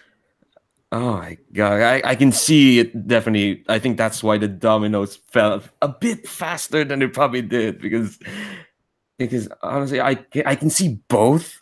Honestly, that's why she's running real fast. Can I make a suggestion there? Mm-hmm. Can I have my henchman actually be related to you? Be the one who actually ratted out your family? Ooh. Oh yes, yeah, definitely. Okay. And so it sounds like then your space worm has added machinations to this, and it's your family has allowed all of the things to sort of trickle down to you're the only one out there still who hasn't been accounted for. So we have the Imperial Throne's tax collectors going at you, plus a bit of where this family is working against you as well. Yoshi, does that help solve that problem? Yeah. So like, I think so. I'm trying to rescue Frantic probably from your family. I almost feel like it's I'm trying to like disappear you, but like not like kill you, but like make it so you're somebody new, like that nobody can find you again type thing. Yeah, because go on. I was going to say, do we think then that that you already know each other? Yes, I think we might have met just as I was trying to turn myself into Frantic Darling. Just right at the start. I didn't start out with the white hair and the markings underneath my eyes. I think, those very desperate first days when I was like frantically trying to figure this out. Excellent. Then, well, do you have a bond to give back there then, Frantic? To Moonicorn? Yeah, I know the incriminating details. Oh, that's it. That's right. I'm so sorry. Yes. Okay. So Spiral, one for you. So I think I have one for Frantic, and then probably not on the other two. But who saved you when you found yourself in trouble here? I think sounds perfect for Frantic. As I think there was some like highly improbable space disaster that happened on that ship that we were on, and who knows where the cause came from. It certainly didn't have anything to do with anyone poking the hyperdrive engine or anything. Is it like I took the fall for? Well, not took the fall, but like, what sort of highly improbable? Maybe you opened up the escape pod that got y'all out. Well, no, because that would imply like the whole rest of the ship died. Yeah. I don't think that sounds like frantic. Yeah. Maybe there's in that stuttering and in me sort of like spreading out, there was something that came through from hyperspace, like some creatures that has lots of chases and screaming and eventually finding a way to send them back. Yeah, a lot of waving a sonic screwdriver and a lot of like yelling and like just speak directly to me. And sort of like stop talking in elliptical sentences. I like it. All right. So, and you don't have Patrick, you're saying you have one with I have 2 with Moonicorn, 2 with Space Worm, and 1 with Frantic. excellent. And then I have 2 more Bond questions, but I don't think either of them exactly fit here. I'm gonna go with that. Okay. Frantic, you have with Moonicorn, and you have with. Do you have one with other? With Spiral, no. And I was thinking, who? I mean, if we went through an adventure through hyperdrive thing, and I think definitely Bond there. Okay. It's definitely not whose boyfriend did you steal and how that worked out. That would be no. Let's play to find out if that happens.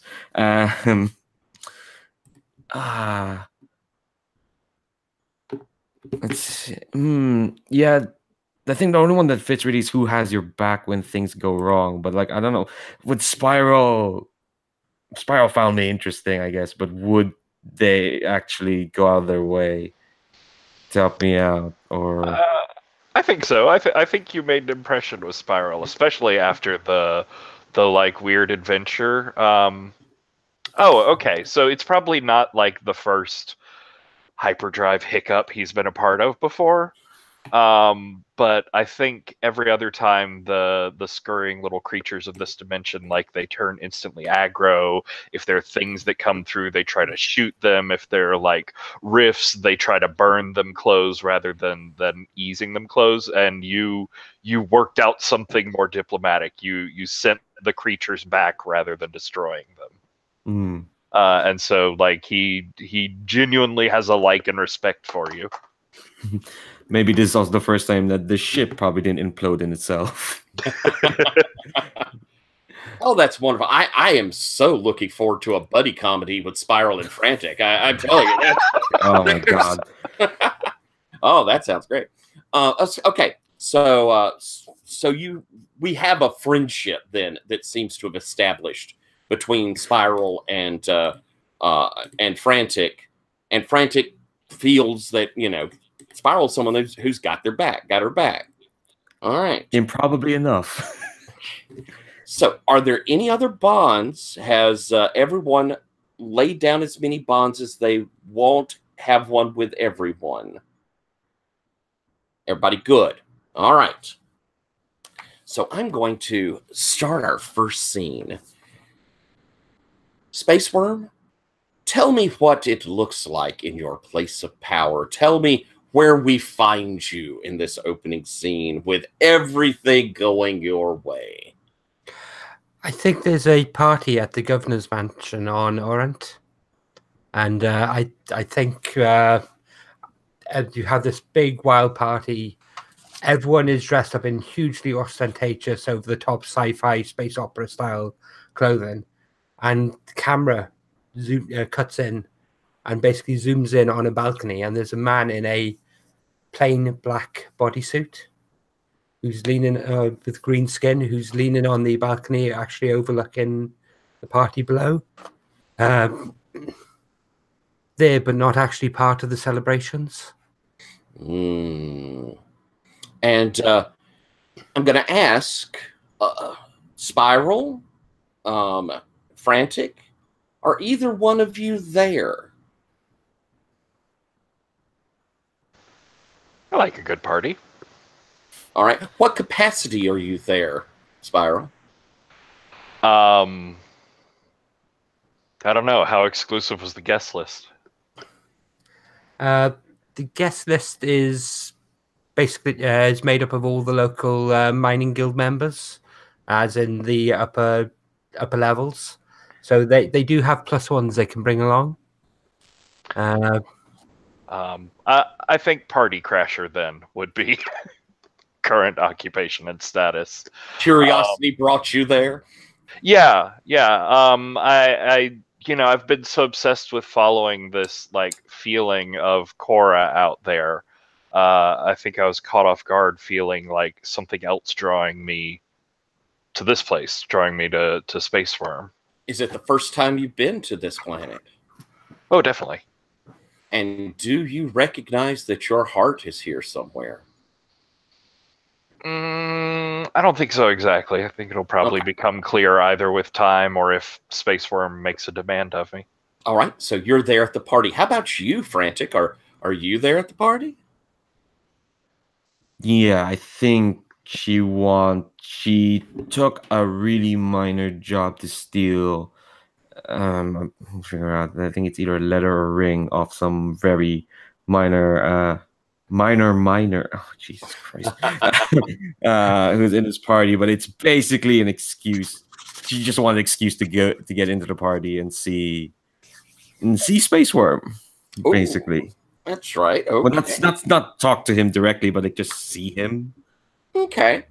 So you're circulating around, trying to get. We'll go with the ring, a seal ring, which a seal ring for one of these guild members off of this planet. That's passage practically anywhere you want to go. This is the most important commodity in the whole galaxy right here. So a lot of good reason to grab that. So Space Worm, as you're sounds like sort of bored, indifferent looking across this party.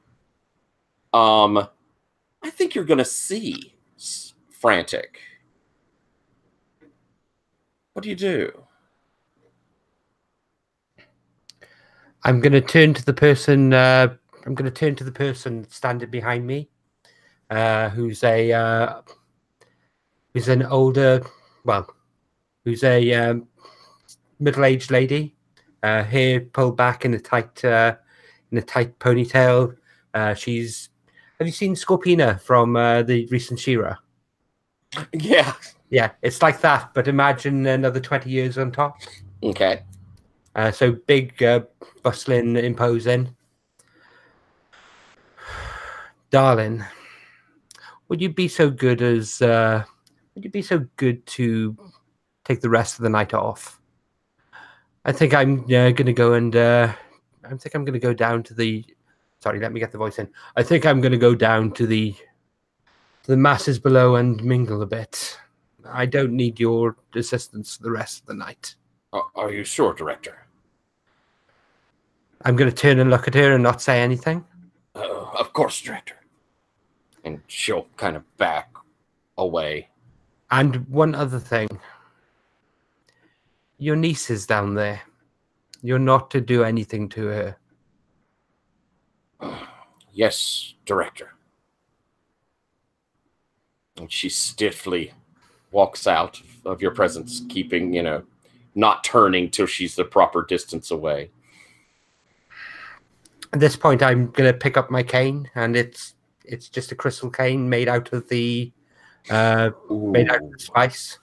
Nice. And, I'm gonna walk down the stairs, but I walk with a limp that wasn't there 6 years ago. Excellent. And as I walk down into the actual crowd, I walk down this huge sweeping staircase. The big ones that you get where they come off from the sides and go down. And as I step down, the music stops, and I look around. Please continue. Tonight is a celebration. It has been 6 years since we have thrown off the yoke of the imperial throne. Tonight we celebrate. And I'm going to reach for a glass from one of the waiters that are going round. Tonight we celebrate and mourn our missing leader. To Corazon. And they all actually pick up their glasses, and there's a toast back. Corazon. Oh, that's magnificent. And I'm going to walk down actually into the crowd. So people are all going to be coming up to me and basically coming up, trying to shake my hand and trying to get to talk to me. Some of them I stop and talk to, but I'm not a very good social person. So I'll nod, I'll go on, but I don't extrude empathy. And a few people find me a bit cold at times. And I think while I'm wandering around doing these people, I back up and I bump into one of the two PCs on the floor.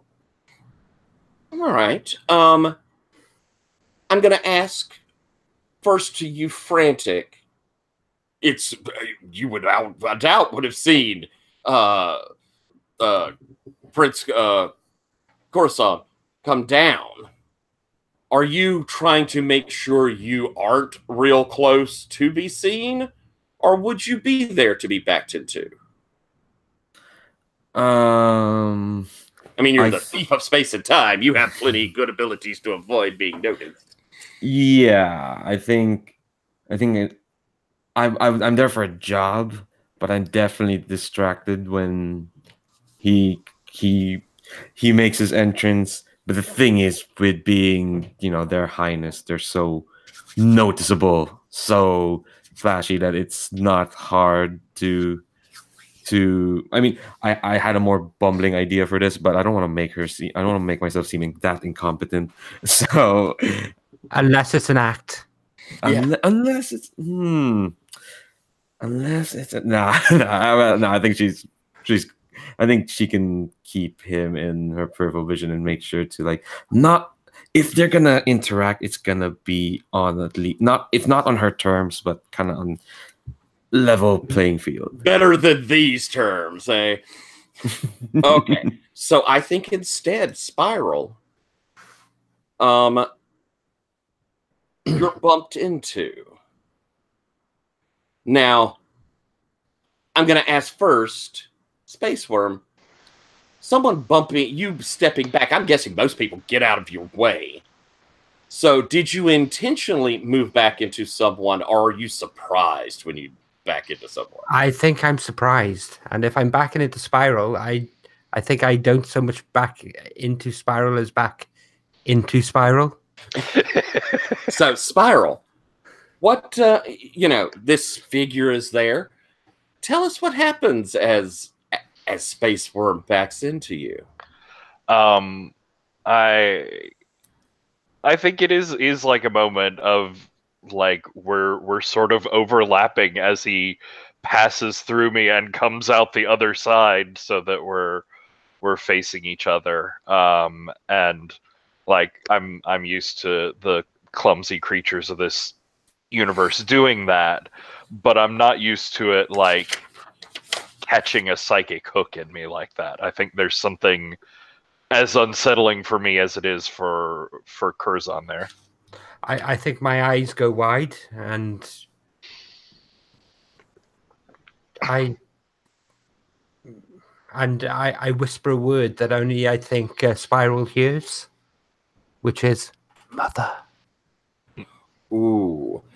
So Spiral, is there any move you'd like to trigger here as you're looking at this person, or what do you do when they say this to you? No, I don't think I have a particular move. I say, excuse me, Spiral. It is Spiral. I am so sorry. I am not normally this clumsy. And he takes a few seconds to adjust his clothes and straighten himself up. The music here is interesting, and the floors are level. Yes. Less so than you think. The ground here can shift before you know it, as I have just discovered. You say your name is Spiral? No, but it is what people call me here. My name is Curzon. This is my home. Well, this is where I reside at present. My home is somewhere else entirely. I would say the same. I have a feeling that I know you from somewhere. Have we met previously? No, but there is something about this place. It is your place? Feels right. Many people have seen this place. They do not know it. I'll turn around and point to the staircases. It was 6 years ago on those very steps that our great leader, Corazon, stood and addressed the people of this place. Her voice whispered out across the void. Perhaps that is why you know this place. You have seen it and heard its many reflected sounds from that time years ago. I have heard whispers. What did she say? You have not heard her words. She spoke. I'm sorry. Yeah. Oh, sorry. That's me. I do apologize. I forget in pronouns. You have not heard their words. They spoke of the soul, of how everything has a right to be free, how everything has a right to strive, to become greater than they were, to live in harmony with one another, to live a life secure in the knowledge that others would not take it from them. And I think there's like even the mist rising off of him, there's this stillness for a moment. And in that sort of like eye blink without the intervening movement, suddenly his like large frame is leaned down and staring directly into your face and saying, "You know them. You know the words. Where are the words? Tell me where the words are. You know them." You wish to hear the words? I've heard the words. Where are they? The words or the person? Are they different? Very much so. One is a reflection of the other, but one is but an echo, whereas one is the sound that makes it and the act that makes it. An echo can be warped, but the action is that creates it is always the same. I would know the echo. I would know the action. Then you have come to the right place, for we fight in their name. I say fight. We live in their name. We have raised this entire planet as a monument to their words. Here people seek to be free. Here people seek to become more than what they once were. It is a noble purpose and one which I wish to help spread amongst these stars. I wish to bring an end to the repression of the old system. I wish to help the world be free. As you say that, there's a bit of a disturbance as you see one of your officials rushing through the crowd. Director, I have news I must tell you. You can tell this guy is terrified. Can I not wait? We are at a party. No, Your Highness. I think you'll wish to know this now. If you'll excuse me, my Lord Spiral. No. Very well. Very well. I will. Wow. Very few people would speak to me like that. Yeah, this guy's looked over at his. That's actually frantic in the side. She just saw her, the person she admires, and her kind of sort of best friend talking, and she's like, "Well, that could have been that." I would have said no to him. You have the words. You know the source. I will not leave you. Then please stay here, and I will return. There are others here who know the words. There are others here who know the source.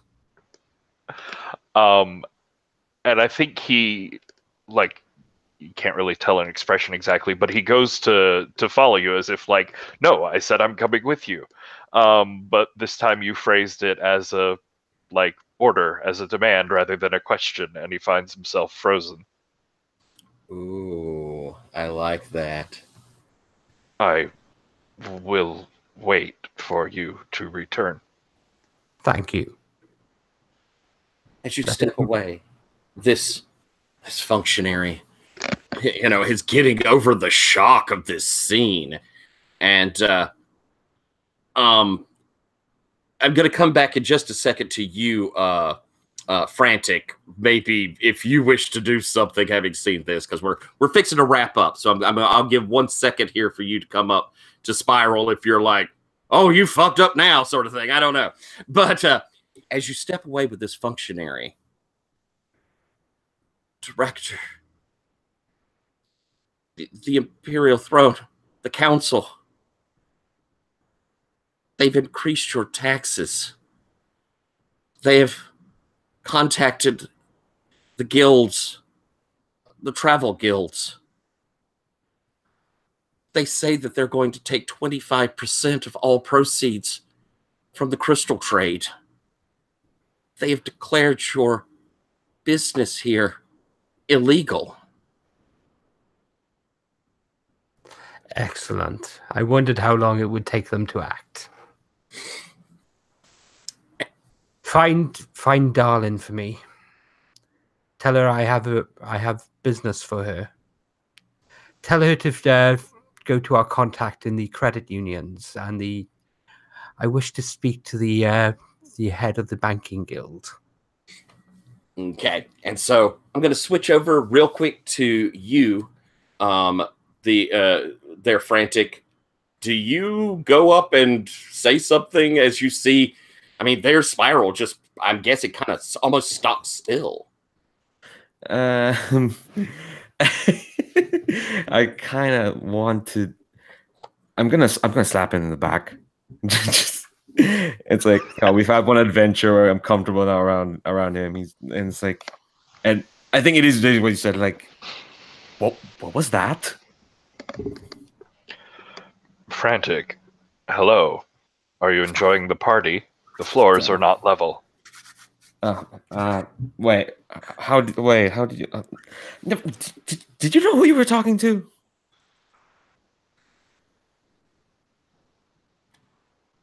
No. Oh my god. Did you know that you were talking to one of the most powerful men in this planet? Someone who can, probably order to. Who's he? This is no. Oh my god. You're lucky that he didn't order to, I don't know, take you apart by the seams. I'm sure he knows how to do that. I do not have seams. Okay. I will wait here for him to return. Okay. First of all, how do you even know if you don't have seams or not? You can't know every single part of your body. That's a bit much. I will wait here for him to return. Okay, all right. That's all right. You're not gonna do anything. I have business here to do. You stay here. You don't insult any more people, important people. No, that guy. And I point to random minor. Go insult him. Yeah. Concentrate on him, not on Their Highness Prince Director Curzon. You know, respect. He deserves that. But you have to take out your rudeness on someone else. Do it to him. I will keep that in mind. Okay, good. Glad we're on the same level. What? And as you, I'm sorry, Patrick. I'm just going to say, what business are you on? The kind of business that puts food in my mouth.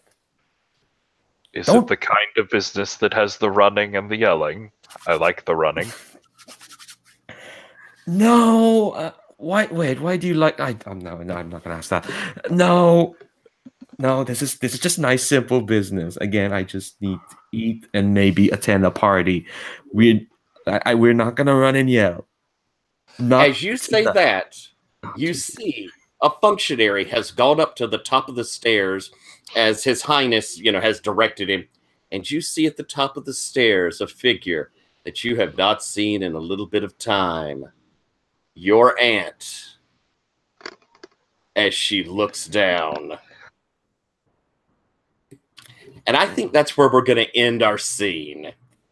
We're going to, I am going to put one little tag at the end of it as Moonicorn.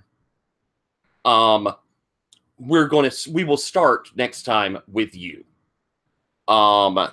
And we can play with time a little bit. We'll see what's going on there. But wherever we're going to start, a figure is going to have walked up to you and said, "We have been waiting for you, most holy one. The prophecy is nearly fulfilled." And that's where we're going to end our first session of Space Worm versus Moonicorn. I'm not going to do a Stars and Wishes for this one because really we did a whole lot of picking, getting this world together, getting these characters started. I would like to do one probably at the end of next one. I like Stars and Wishes in the middle, so it kind of gives us a chance to flag what we'd like to see going through. But I had a blast. I hope y'all did. Very much so. That was incredibly enjoyable. That was awesome. I like this. Wonderful, Super wonderful. great. So I'm going to stop the broadcast here in just a moment. For folks who are watching at home, this is the first one of our Space Worm Moonicorn. We're going to have 3 more. And so if you enjoyed this, watch more. Thank y'all.